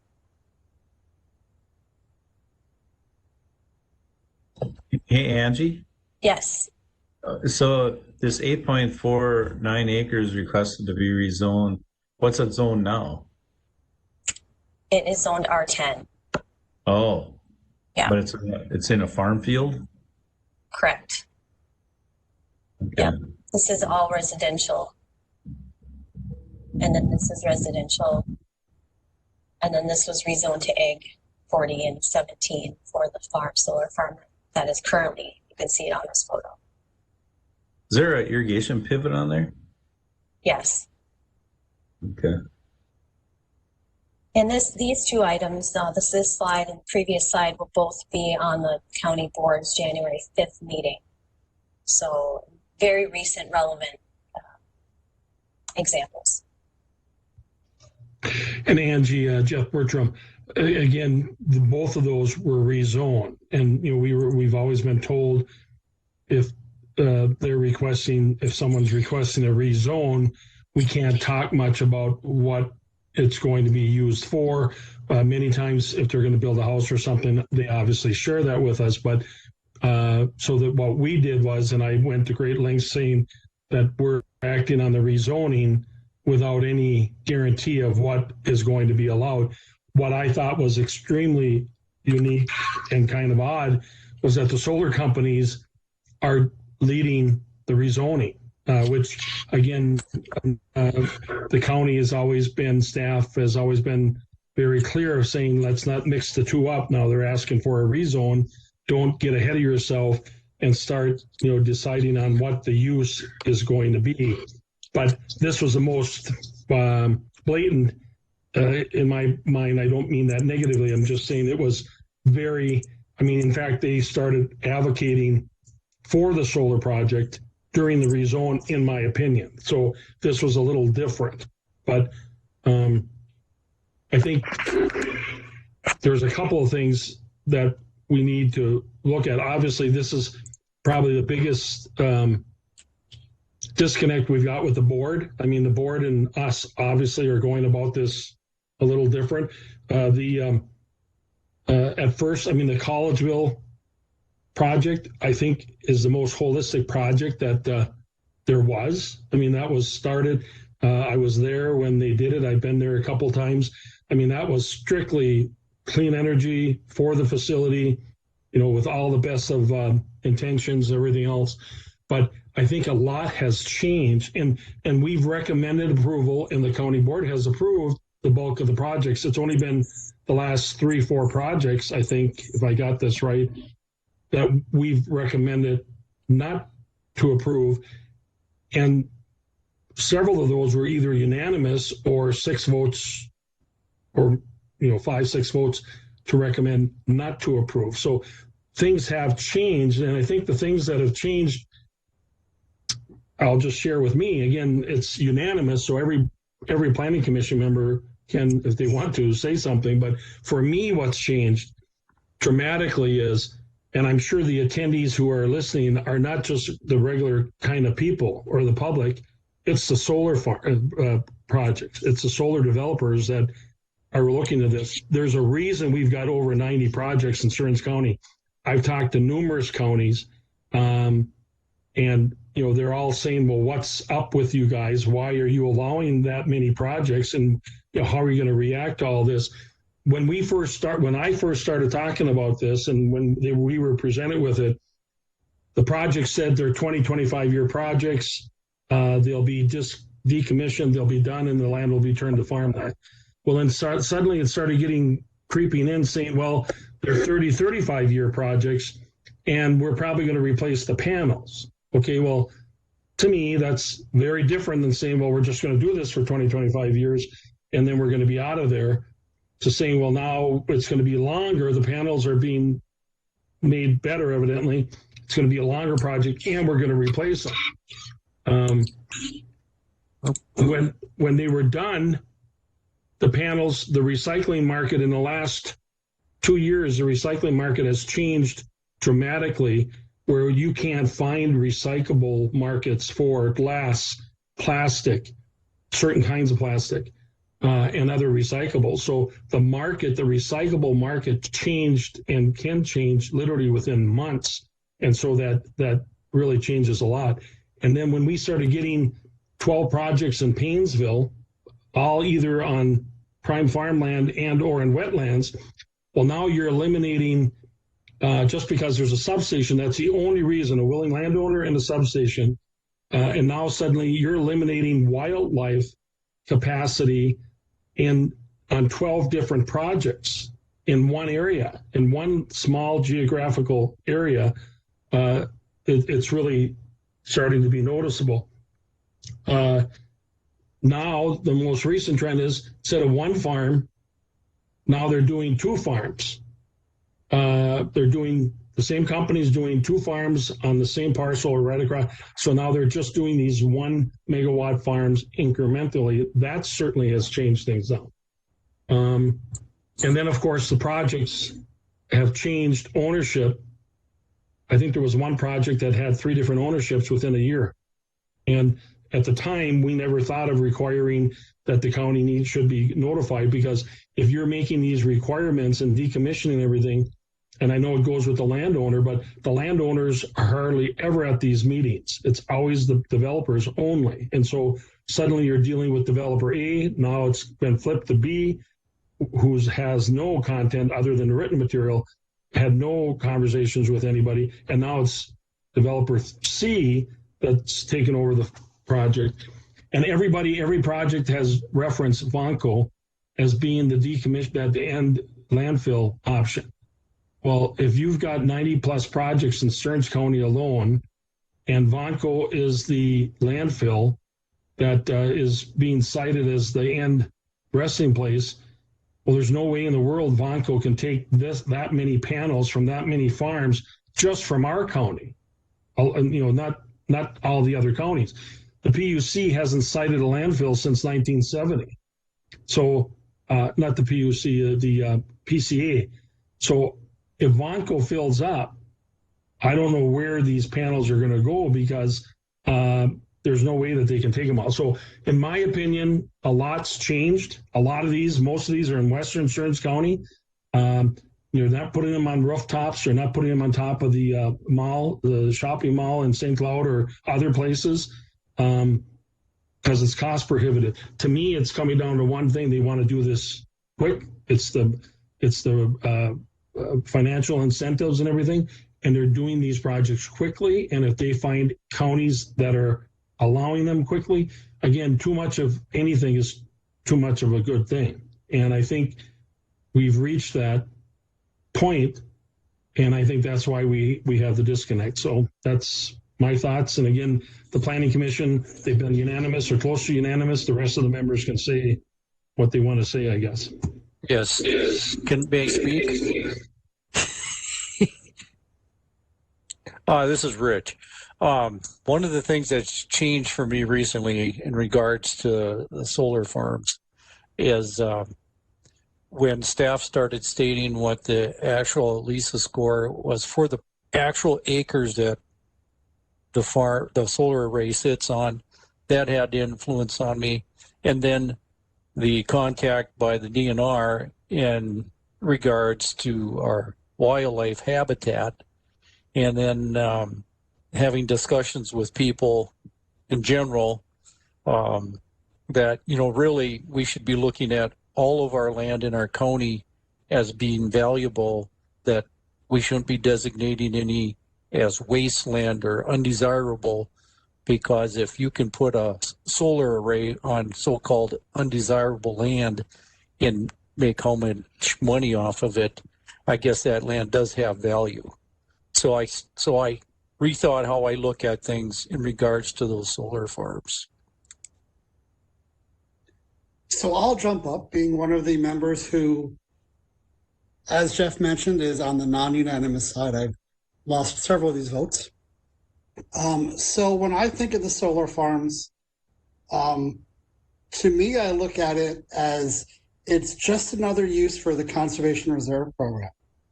We have hundreds of landowners in the county who have taken land and put it into the Conservation Reserve Program and planted thousands of acres into grasses and forbs and other kinds of habitat crops. And what these folks are doing is basically using the same kind of vegetation and putting solar sites, solar collectors on top of it. And when I've asked the solar operators in the past, so what happens when you decommission these sites? They've claimed they pull the panels out, you can just spray Roundup on them and then turn it back to farmland. So when I look at these solar sites, I'm just seeing CRP across the landscape. I'll grant you, yes, these are not turning into optimum habitat sites, but we're seeing farmers converting ag land to moderate habitat sites. These things aren't going to attract deer, but they weren't attracting deer in the first place.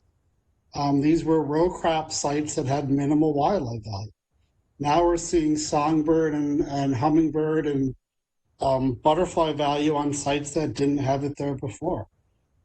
In terms of the long-term stuff down the 25 years, that's a relationship between the landowner and the renter. I don't think the Planning Commission should have any role in that. It's buyer beware. And if we want to go ahead and start protecting landowners, that's a whole new role for the Planning Commission, because what happens if Golden Plump doesn't treat a landowner fairly and they put up a chicken barn and Golden Plump bails on the chicken barn? Are we going to stop chicken barns? So I think if we look at this in terms of the solar farms, this is just another ag use. It's not taking land permanently out of production. We've never had a renter come in saying, oh my gosh, you're taking my land away from me. The farmers have never complained about losing productive ag land. It's just an evolution in the perspective of what we have in ag land. And I'd actually advocate for this to be a permitted use in ag land and not come before the Planning Commission.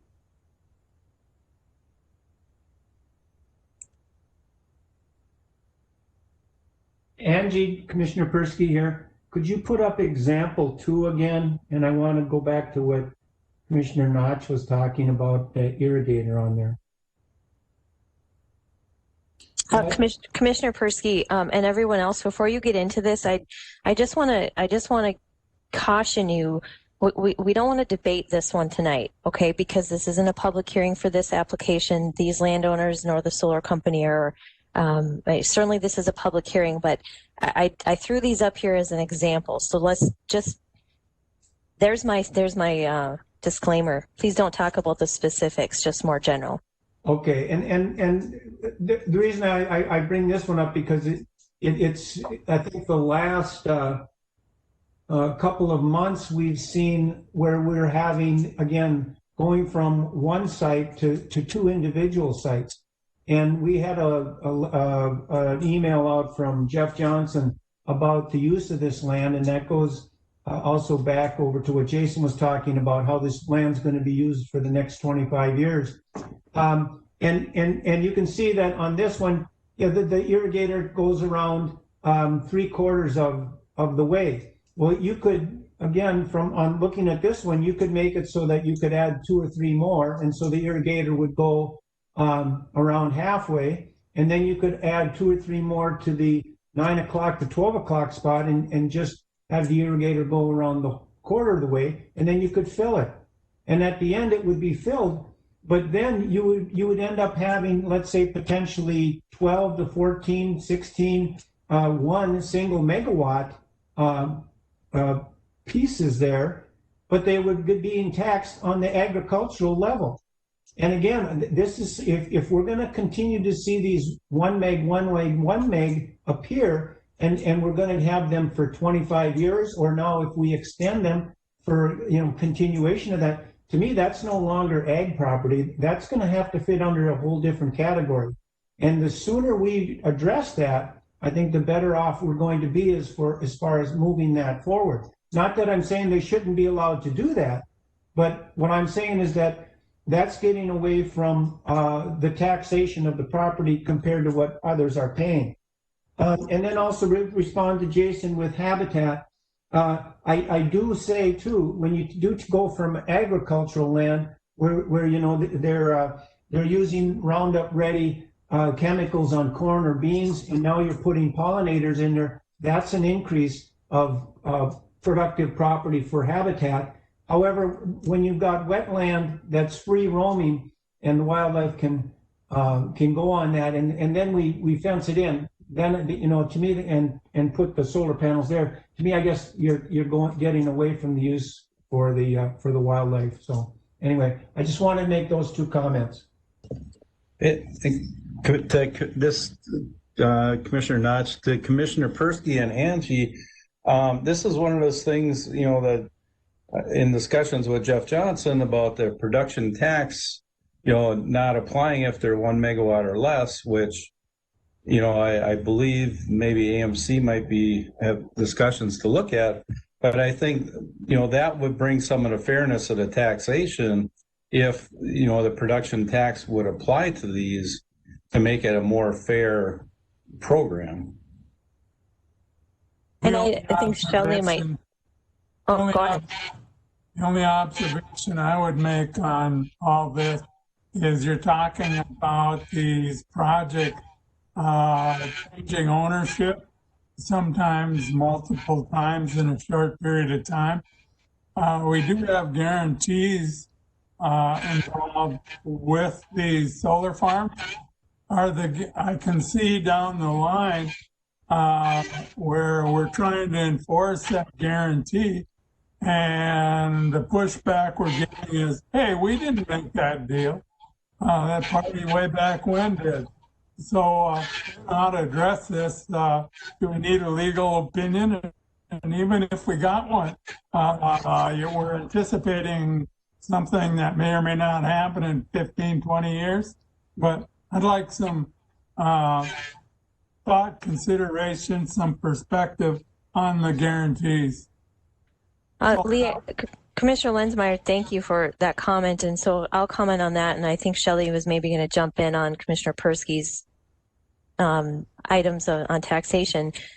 With the financial guarantee, Stearns County for solar farms has only allowed for cash escrow. So we have the money in the bank. We take the money before we permit the solar farm, or we allow for a letter of credit. And the letter of credit standard that we have is a vetted letter of credit standard from the county attorney's office. We worked with the county attorney's office years ago, and then we worked with them most recently this summer to take the county's best interest in mind. You could certainly go down the road of only requiring cash or only allowing cash. That would be another option. The last thing I would say on will we have enough money or whose money will it be? Obviously, none of us have that answer. In the state group that I am participating in, they are talking about those. They call them orphan panels or orphan sites. So in the state of Minnesota, there's still actually counties who don't require a penny for financial guarantee on these sites for decommissioning. So if we don't have enough or someone else doesn't have any, what is the state going to do with these orphan panels? That's part of the discussion. Obviously, there's been no decision made, but they're aware of the potential issue. And taxation, Shelley Benson, Environmental Services Director. I think it's important that we remember that this is a land use discussion that we're having. Is this the appropriate land use? Taxation is something that we have to deal with in the other part of our world, which is the Department of Revenue will determine the taxation, and they will address that with our assessors and our auditors and all of the people who work with the taxation. This is strictly the land use conversation that we're trying to have. I think we all want everything to be fair and equitable, but that isn't something that we address in land use. The question is, from a land use perspective, is it okay to say yes or no to something in a particular area? I would say not based on taxation, but is it the right land use for the area? So I would focus your thoughts on, is it the right thing in the right place? Not, is the taxation fair, or do we have the money for decommissioning? Because those two issues are kind of being handled in a different arena. I think they're important to remember that they're a part of what we do, but I think the issue really is the land use specifically that we're trying to address. Is it the right thing in the right place? If I can add something to it, this is Commissioner Notch again. I guess part of my rationale on some of the last few is the consistency. You know, and we have some that were permitted in the past that looked identical to what was coming up. You know, we can look at one item like a LISA score and say, well, that's high, but I think, you know, some of these have been indicators of, you know, like the one property that was mostly maybe meadow or, you know, hayed for meadow. I mean, it's kind of, part of my thinking is, going back to Jason, is, you know, buyer beware, but, you know, as property owner rights too, if it's something that, you know, is permissible, you know, they should be able to do it. Yeah. So Shelley, I appreciate you bringing up kind of the land use side of it. This is one I've struggled with actually, and more so recently. I'm all for solar farms. I mean, it's an awesome source of energy, and I believe in the personal property rights to put whatever you want on your property, as long as it, you know, is conducive to the laws. As I now go to some of the pillar statements from the comprehensive plan and look at the ag side of things, I'm in the struggle.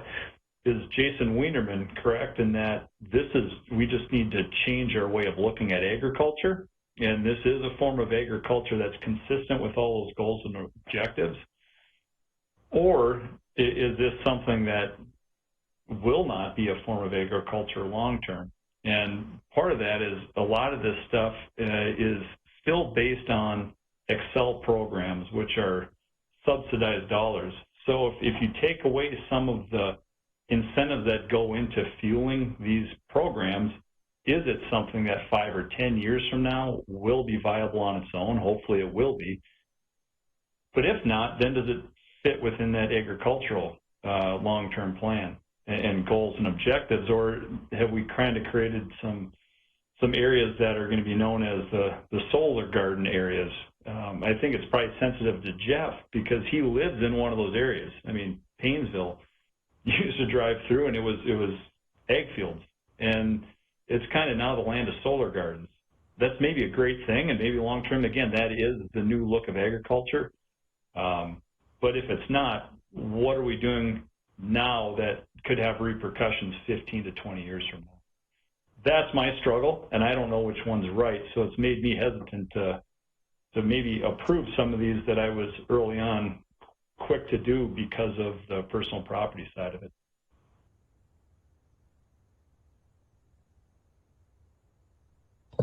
And this is Steve again. Anything to, oh, sorry, go ahead, Steve. Well, I was just going to say, to throw something else into the mix, they're in the Sauk River watershed, they're looking for this 50,000 acres to create this maybe capital market for farmers who start, utilizing best management practices that maybe retain carbon and do stuff like that.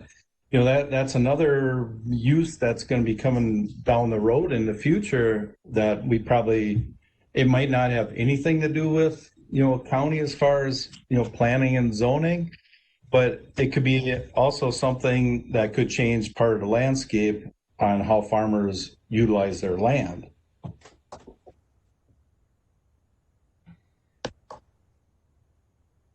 So this is Carol. I'm sorry. Did somebody else have something? Were you talking, Angie? Go ahead. Nope, it's all you. Go ahead. No, it's okay. And I apologize. I have a hard stop time at 5:30, and I didn't have a good way to tell you all that earlier. So I guess for me, a fair amount of this would build off of both what Steve has brought up. Lee, I certainly agree with your question, although I knew that we had it basically cash in the bank. And Jason, your points. I get really concerned. I'll be honest. I mean, I'll say the plus thing. The plus thing is, my understanding what we're trying to do with the plan was in part not being so restrictive to these property owners and give them some flexibility, because we don't know for sure what is going to be coming up that could give them opportunities to thrive, especially smaller farmers where it's just really hard. They're looking for more than one thing to do to bring in some extra income, or hopefully not have, two people in the household working more than two jobs. It seemed to me, my recollection is where we basically said no would be if someone wanted to put a manufacturing plant and it was outside the limits of where sewer, water, where city services were, that would be something that we were not contemplating. So whether it was wineries, whether it was this or others, that, things that in general, when we look at the land use, feedlots, animals, all of those things, CRP, that people have options. And so I think we did a pretty good job of that. And then something happened, and it seems like there was some stepping back. We didn't have anybody who objected in the process. We haven't had neighbors object. 25 years, some of us won't be here anymore. The legislature, although they work slowly, will absolutely have dealt with some of the issues that really aren't in front of us, or we don't have the opportunity to decide. So that's part of what I struggle with, is it's their property. Now, I will say I'm not being the attorney here, so I want to be clear about that, but I guess it's hard to get away from your background, is I'm not sure how the decisions that, going back to one of your points, Steve, we've been saying yes, yes, yes, and then all of a sudden, no, no, no. It looks kind of arbitrary and capricious to me. I mean, at some point, we don't say no to more feedlots or more diverse opportunities for other crops, or where people are sending their crops, or what they're doing with their animals. Why would we be doing this here?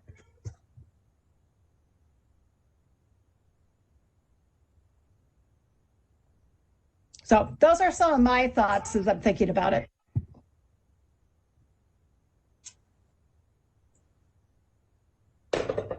It does come back to a point that Jeff Mergen makes now and then, in that this doesn't go forward without a subsidy. What happens if the subsidy goes away? And none of us know that, but it's possible, unlikely. but the notion that solar is sold as the end-all be-all is an overstatement, at least. But I don't know how that telescopes into what we're trying to accomplish. If I could tack on to that a little bit, we're talking about the ag sector, and much of the ag sector is based on subsidies. That's true. If we see the ethanol subsidy disappear, corn's gone from Stearns County. So, I mean, if we're looking at the subsidy language, that's a very dangerous reed for us to lay upon, because those can change at the whim. And we just want to be careful that we don't want to punish any use for the loss of a subsidy that may or may not happen. That is a fair point, Mr. Wienerman. I agree with that. There's subsidies all over. So even to the point I made earlier, I think your point kind of overtakes it from the perspective of that is a slippery slope to start arguing on. So, right, that's well part stated. of what seems to be kind of hard with this. It's pretty easy for us to go down in some areas that we all care about that can be a little bit of rabbit holes. But truly, there are a lot of subsidies. Truly, there are decisions that we don't know what's going to happen. I share Jeff's concern about recycling. We don't know what's going to happen in 25 years, or we just don't know some of those things.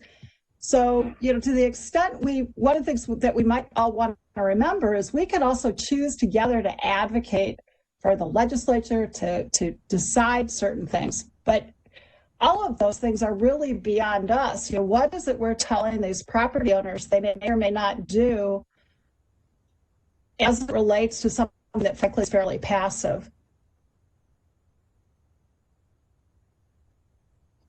With conditions, of course. I mean, with conditions, it's important. I think we all agree on that.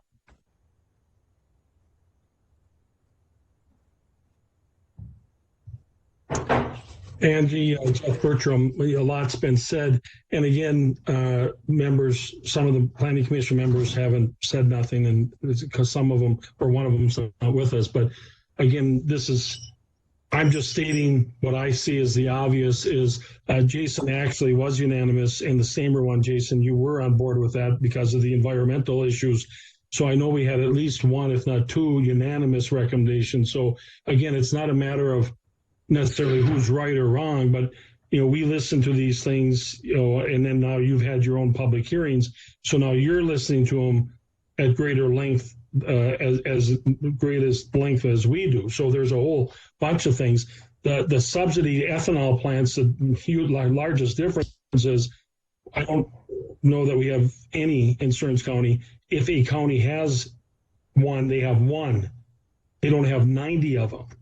And so again, there is, in my opinion, there is a difference. And I hope I'm alive 25 years from now. One, now we're being told 35 years. Dad lived to be 94. But even if I'm not, I can in good conscience sit here and create a knowing environmental issue, as they're doing with the wind turbines in California. They literally bury them beside the projects. When they have to redo the fins, which has to be done, they're burying them. I don't care what you bury in the ground or how safe you think it is. We don't allow concrete to be buried. We don't allow a lot of things. So in a geographical area, which unfortunately it's the bulk of these are in the 5th district, you're going to bury 80 plus farms of panels in the ground in one region of a county. Even if I'm gone, boy, I don't want to put that on my boys and hopefully one day my grandchildren, of knowing that that's there, and that I can't just turn a blind eye and say, well, I won't be here anymore, or I didn't know that was coming, or you know, those other things. We had CRP land until last year. I took it out, and I can tell you, Jason, I saw a lot of deer on the CRP land.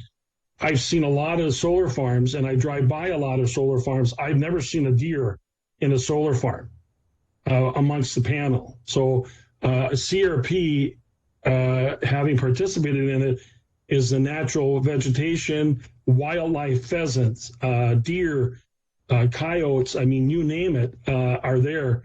You're not seeing that in solar farms, so I think that's a little bit of a stretch to combine that.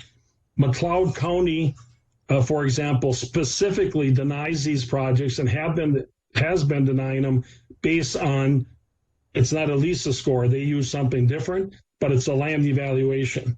They specifically, again, the reality is we lost 14% of farmland. One of our pillars is agricultural production.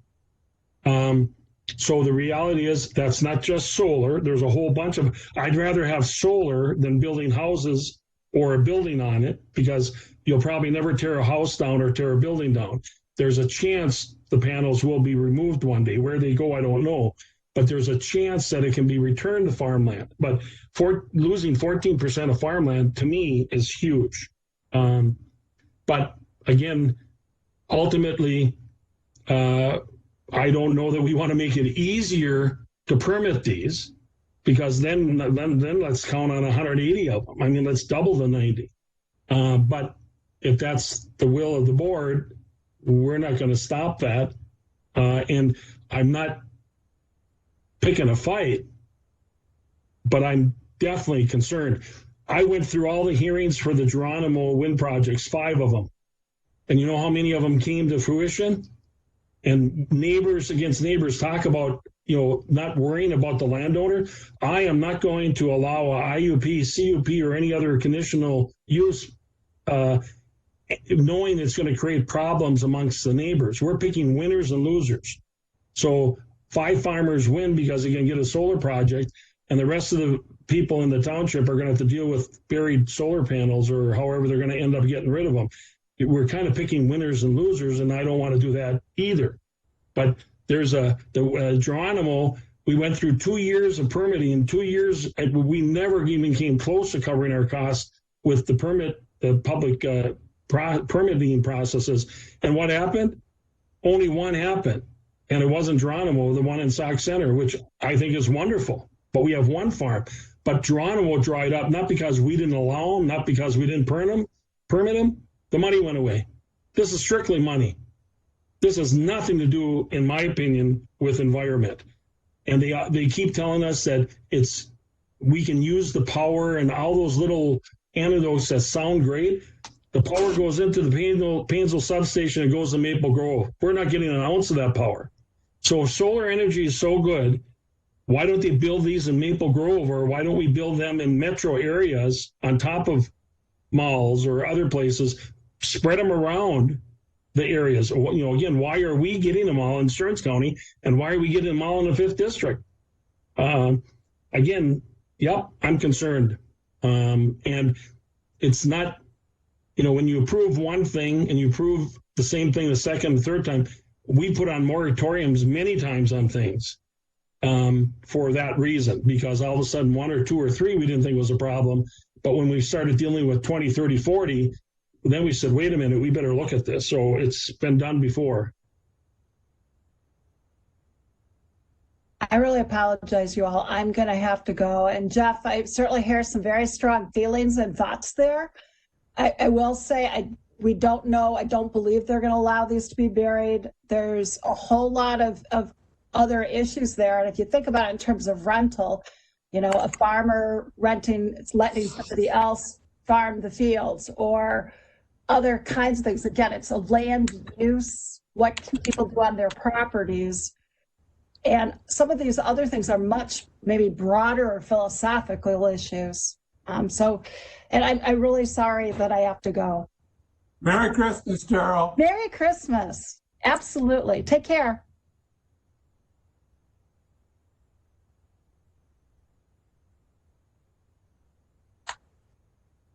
Okay, so that was a lot of good discussion. Certainly don't want to stifle thoughts that might be on anyone's minds at the moment, but Angie, I did just want to respond to Shelley's comment about us discussing the zoning and the taxation, because I do think it's important, because we're zoning these agricultural, and maybe they don't necessarily fit under agricultural. And I think that somebody coming in and putting up a 5 meg site and pays the tax on that, while another group of individuals come in and put up 5 1 meg, but yet you have to draw the same amount. And same thing with the farmer that leases that property out, I think is skirting the law, or skirting the ability to do that and taking advantage of it. So there may be, in the future, we need to talk about fairness with the taxation, but maybe that's not the point about talking about it today. So, but it needs to be in the discussion. Commissioner Persky, I agree with you. And I think that was what Jeff Johnson and I have been talking about for the last several months, is that fairness and equity needs to be brought into the conversation.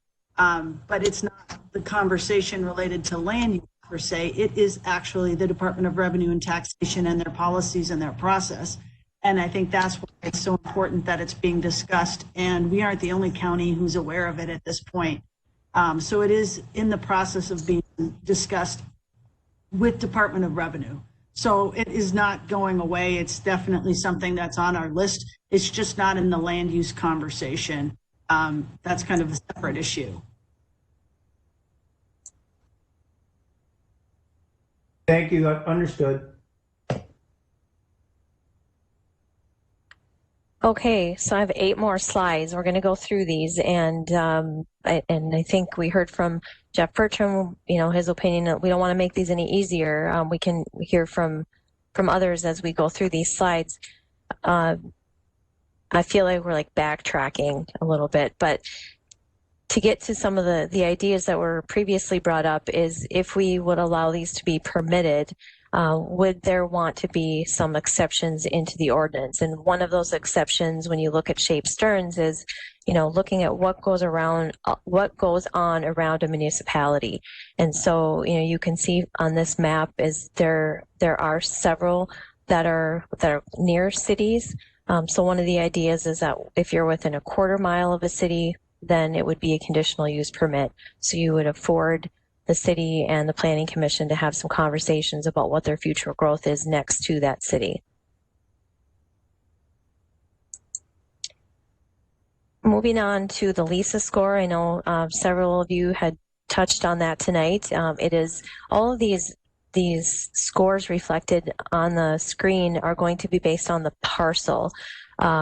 With the exception of Stamer, I would have to look, is that the whole parcel or is that just the solar farm site? I don't have that, but what we are now doing for the Planning Commission and the board is we're doing a LISA on both the whole parcel and the project site itself. So we will continue to do that and provide that information to you. Getting to, a lot of the speakers tonight talked about, well, is this farmland? Is it good for farmland? Not good for farmland? One of the ideas that we had is if the LISA score is particularly high, and high would have to be determined by ordinance, then would it be then a CUP at that time? That was one of the ideas thrown out. Again, the Wetland Conservation Act and the whole wetland discussion, we're going to, regardless of if the ordinance changes, that's what we're going to continue to do. We do administer the Wetland Conservation Act as a department. Wetland Conservation Act does allow for solar farms and wetlands, providing the solar panels are post-driven, there's no footings, the roads, the inverters, everything else has to comply with Wetland Conservation Act. The Natural Heritage and Non-Game Research Program, that's a request form that we can work with the DNR on telling us if there's unique features in a particular area. We are going to start doing that for our solar farm applications that, again, wouldn't have to be done by ordinance, but just sharing something that we're planning on providing to you. Again, if we would look at making these solar gardens permitted, then we would ask that the Planning Commission and the board has some discussion about screening. We don't need to get into the specifics tonight about what that would look like, but just in general, would you want to see all solar farms screened if they are permitted. And that could be, berms, fences, walls. Obviously, vegetation is most common. Sherburne County, for example, you drive through Sherburne County, you'll see every solar farm, no matter its location, screened on all four sides. So we would have to develop some language for consideration. So again, here we all come back to the center, and whether or not a decision is made tonight, if it's not recommended that something change, we will continue to go status quo, or the board will take this up and ask to have their hearing. So again, back to Shape Stearns, are amendments recommended, or are our current ordinance requirements meeting the goals and policies? So these are the ideas that were floated at the beginning of the conversation. Again, allowing solar farms is permitted except for certain exceptions. And then again, proceeding with the wetland review and having some discussion on vegetative screening. So I know it's getting late in terms of your afternoon. I wouldn't mind hearing from some others, or I'd say the commissioners would probably like to hear from some other members in the Planning Commission as to your thoughts on moving from a conditional to a permitted use.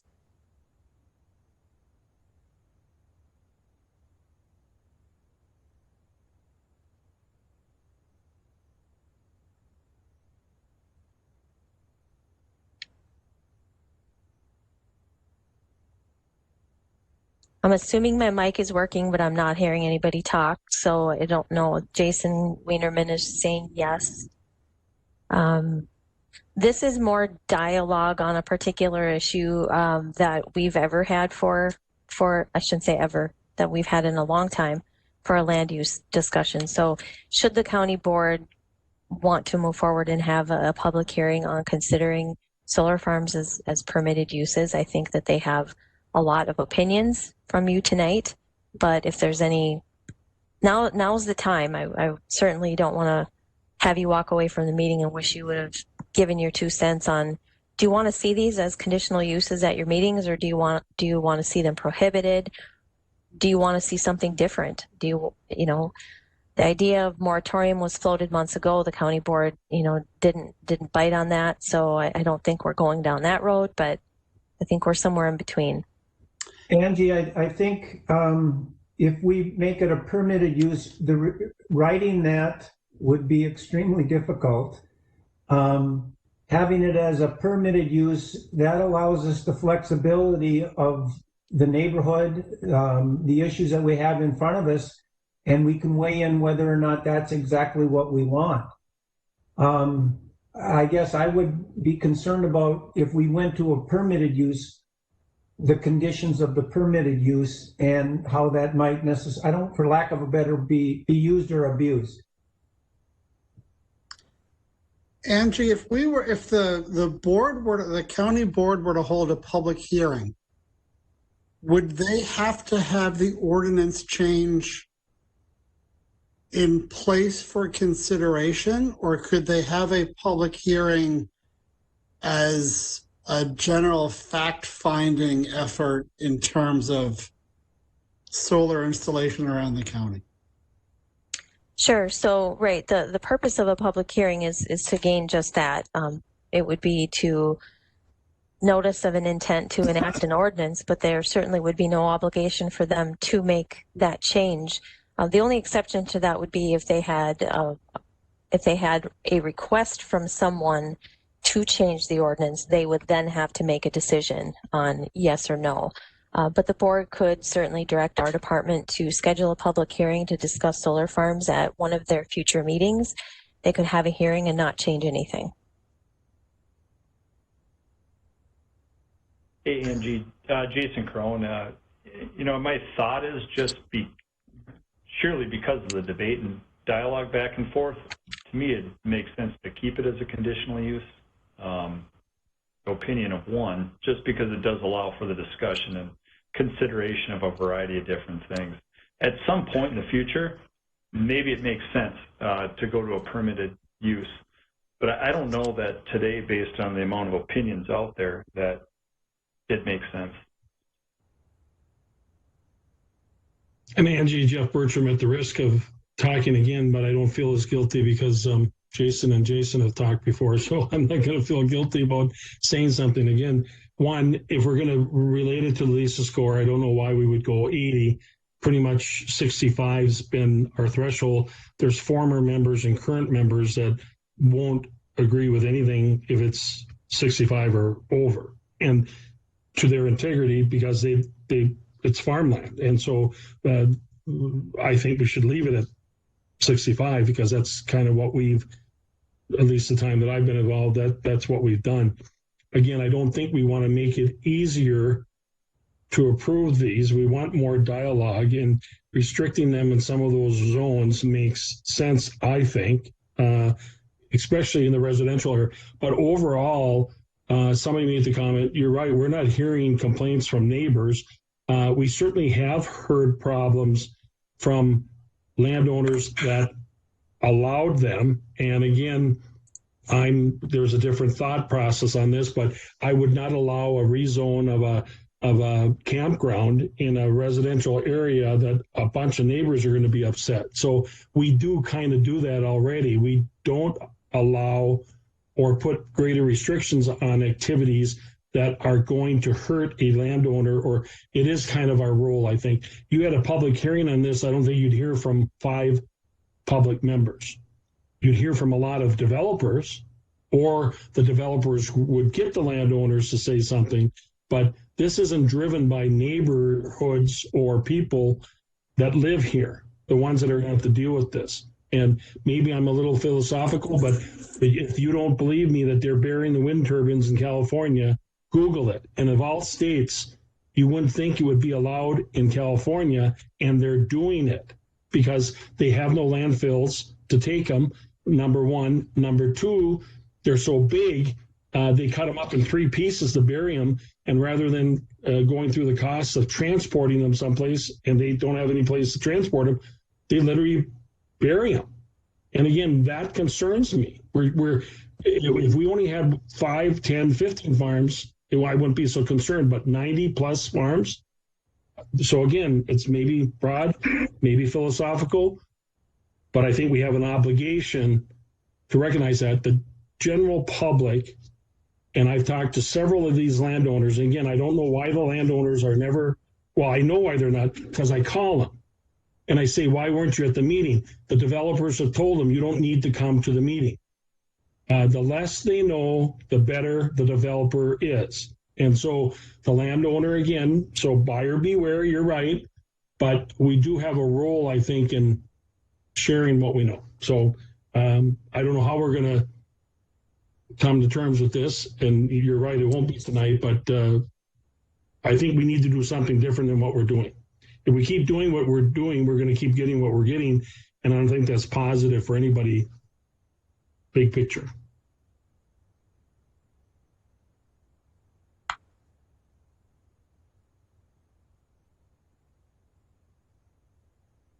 Any other final comments, closing comments, or thoughts on solar? Angie, Sean here.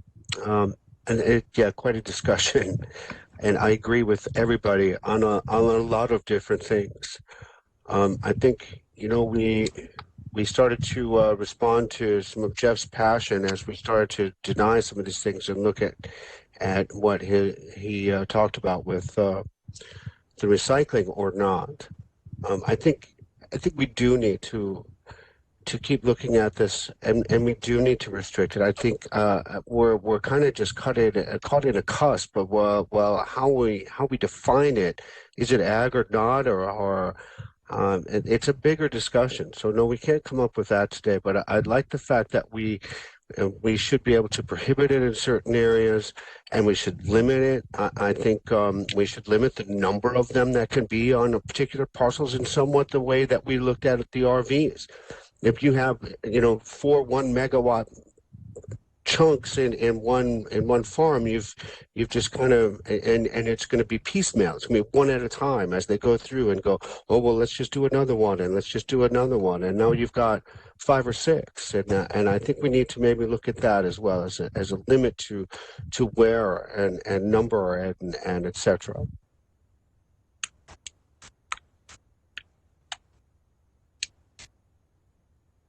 Thank you. Angie, this is Ken Mossman. I have a question, and it's kind of for Commissioner Notch, because he would know. What percent of Stearns County is covered by Stearns Electric, and what percent is Xcel? Because basically, the Xcel Energy area is where we're going to have the solar farms, right? And so then we kind of know what percent of the county is at risk for, or will be getting it? Well, that's not, an easy answer because each one has a defined service territory, so to speak, which most of your towns and cities and smaller communities, are all Xcel because Xcel, when this all started, well, before Xcel, nobody wanted to serve the rural area because it wasn't profitable to do. So your co-ops, were formed to basically hook up the rural people, but there is not much of an incentive for co-ops to do these because of the tax situation. There's no incentive for cooperatives who are basically nonprofits to get a tax subsidy for installing solar. So therefore, Xcel, and then there was a state issue that Xcel, I believe, had, why they have to do this. But yeah, you won't see many of these on any of the 28 co-ops in Minnesota's lines just because of that fact.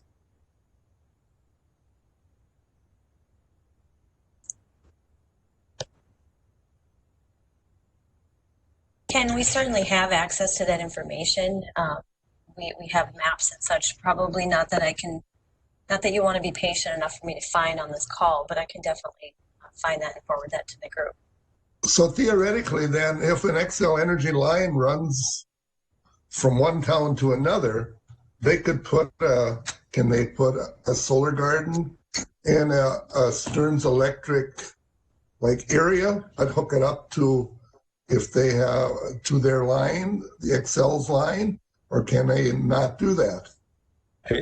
I don't believe you can. Just like if I'm sitting here on Xcel and Stearns Electric pulls across the street, I can't hook up to Stearns Electric unless Xcel is willing to sign off that I can move.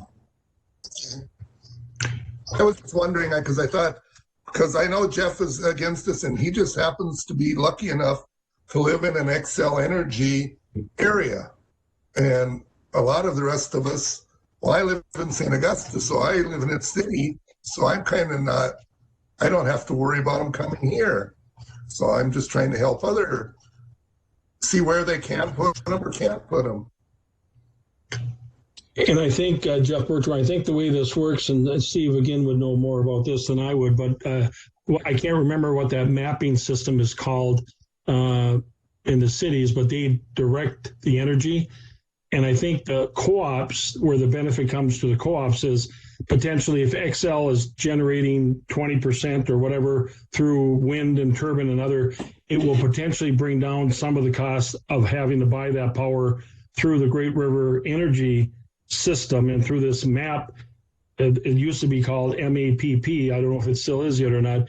And there's literally people in a room that direct energy based on usage and based on production. And so they're flipping switches and directing this energy in different places. So even though Stearns Electric or any rural electric may not directly be able to tap into the solar wind power the way I understand it, potentially if there's more power, the cost of that power could go down, which would benefit all utilities, potentially. And if I'm wrong, Steve, you know better than I. Yeah, it's called the MISO market system now, where you have a Midwest independent system operator. So all utilities basically say, hey, I'll sell this power to you for this price, and then they just, it gets distributed. It's kind of like a wholesale house, so to speak, that everybody has to run their power into. or sell, I should say, sell their power into it at whatever cost they bid in at. So yeah, eventually there's economies of scale that benefit all your rural utilities. And I think, again, the benefit then to the rural electric scan would be potentially there's going to be more power, or, I don't know if it's cheaper power necessarily, but the potential would be that a utility could buy it at a lower price. And again, we were told the first thing when we went through training, you don't base your decisions on financial benefits to anyone.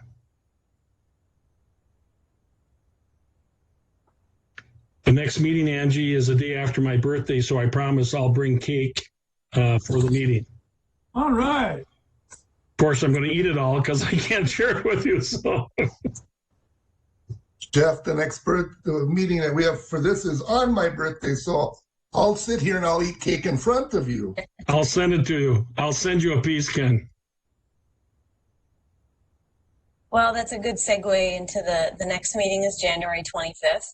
At 6 p.m. So that's a later meeting. And we're going to be talking about rural business. Actually, Jen and Heidi and I and Shelley have been working on this a lot the last month or so. So your packet, I'm going to wait and send it out until after the first of the year. So your packet will come out well in advance of the meeting. So we're going to be talking about all of these business options and housing options in the rural areas. And as to some closure for solar, the board is in the call today. We'll have a conversation at a meeting with the board in the future to see if there's any desire for them to hold a hearing. Otherwise, it will be continue as we have. If the board did want to do something and they wanted us to zero in on 5 issues, if they now during this discussion, they thought, well, maybe we should have more discussion on these 5 topics. If nothing else, the Planning Commission could address them to kind of bring it from the 10,000-foot view down further to at least have a follow-up before they would make a decision if they do have issues or questions that they would have on some of the things that we talked about. Just a thought. All right. And so on the first sheet we've got today for the it says on the number 3, it says the next meeting would be Monday, January 21st. So is it the 21st or the 25th? That could be an error. I think it's the last Monday of the check. One or the other. It is one or the other, Ken. It's not both, I promise. The 21st is our Planning Commission meeting. It's the 25th, I would assume. I was just going by the first page. It said the next one would be the 21st. Okay, so that's a mistake. Thank you for pointing that out. Yes, our next meeting is at 6 p.m. on the 25th. Because that's when my birthday is, on the 21st. Oh, well, you'll have a meeting that night too. I'll have a meeting. Everybody's going to have a meeting. With that, I know I thank you all. This is a lot of heavy lifting. It's a lot of work. This is our job and this is your passion, and I appreciate everybody's time and energy and thoughts, and you make our job a lot easier having all of this great discussion. So thank you for taking time out of a busy week and a busy life. Feel free to contact me if you have any other questions, and I'll try to leave you alone here for the next couple of weeks on sending emails. And happy holidays to everybody. You bet. Merry Christmas, gang. Happy holidays, everyone. Thank you all. Happy holidays, everybody.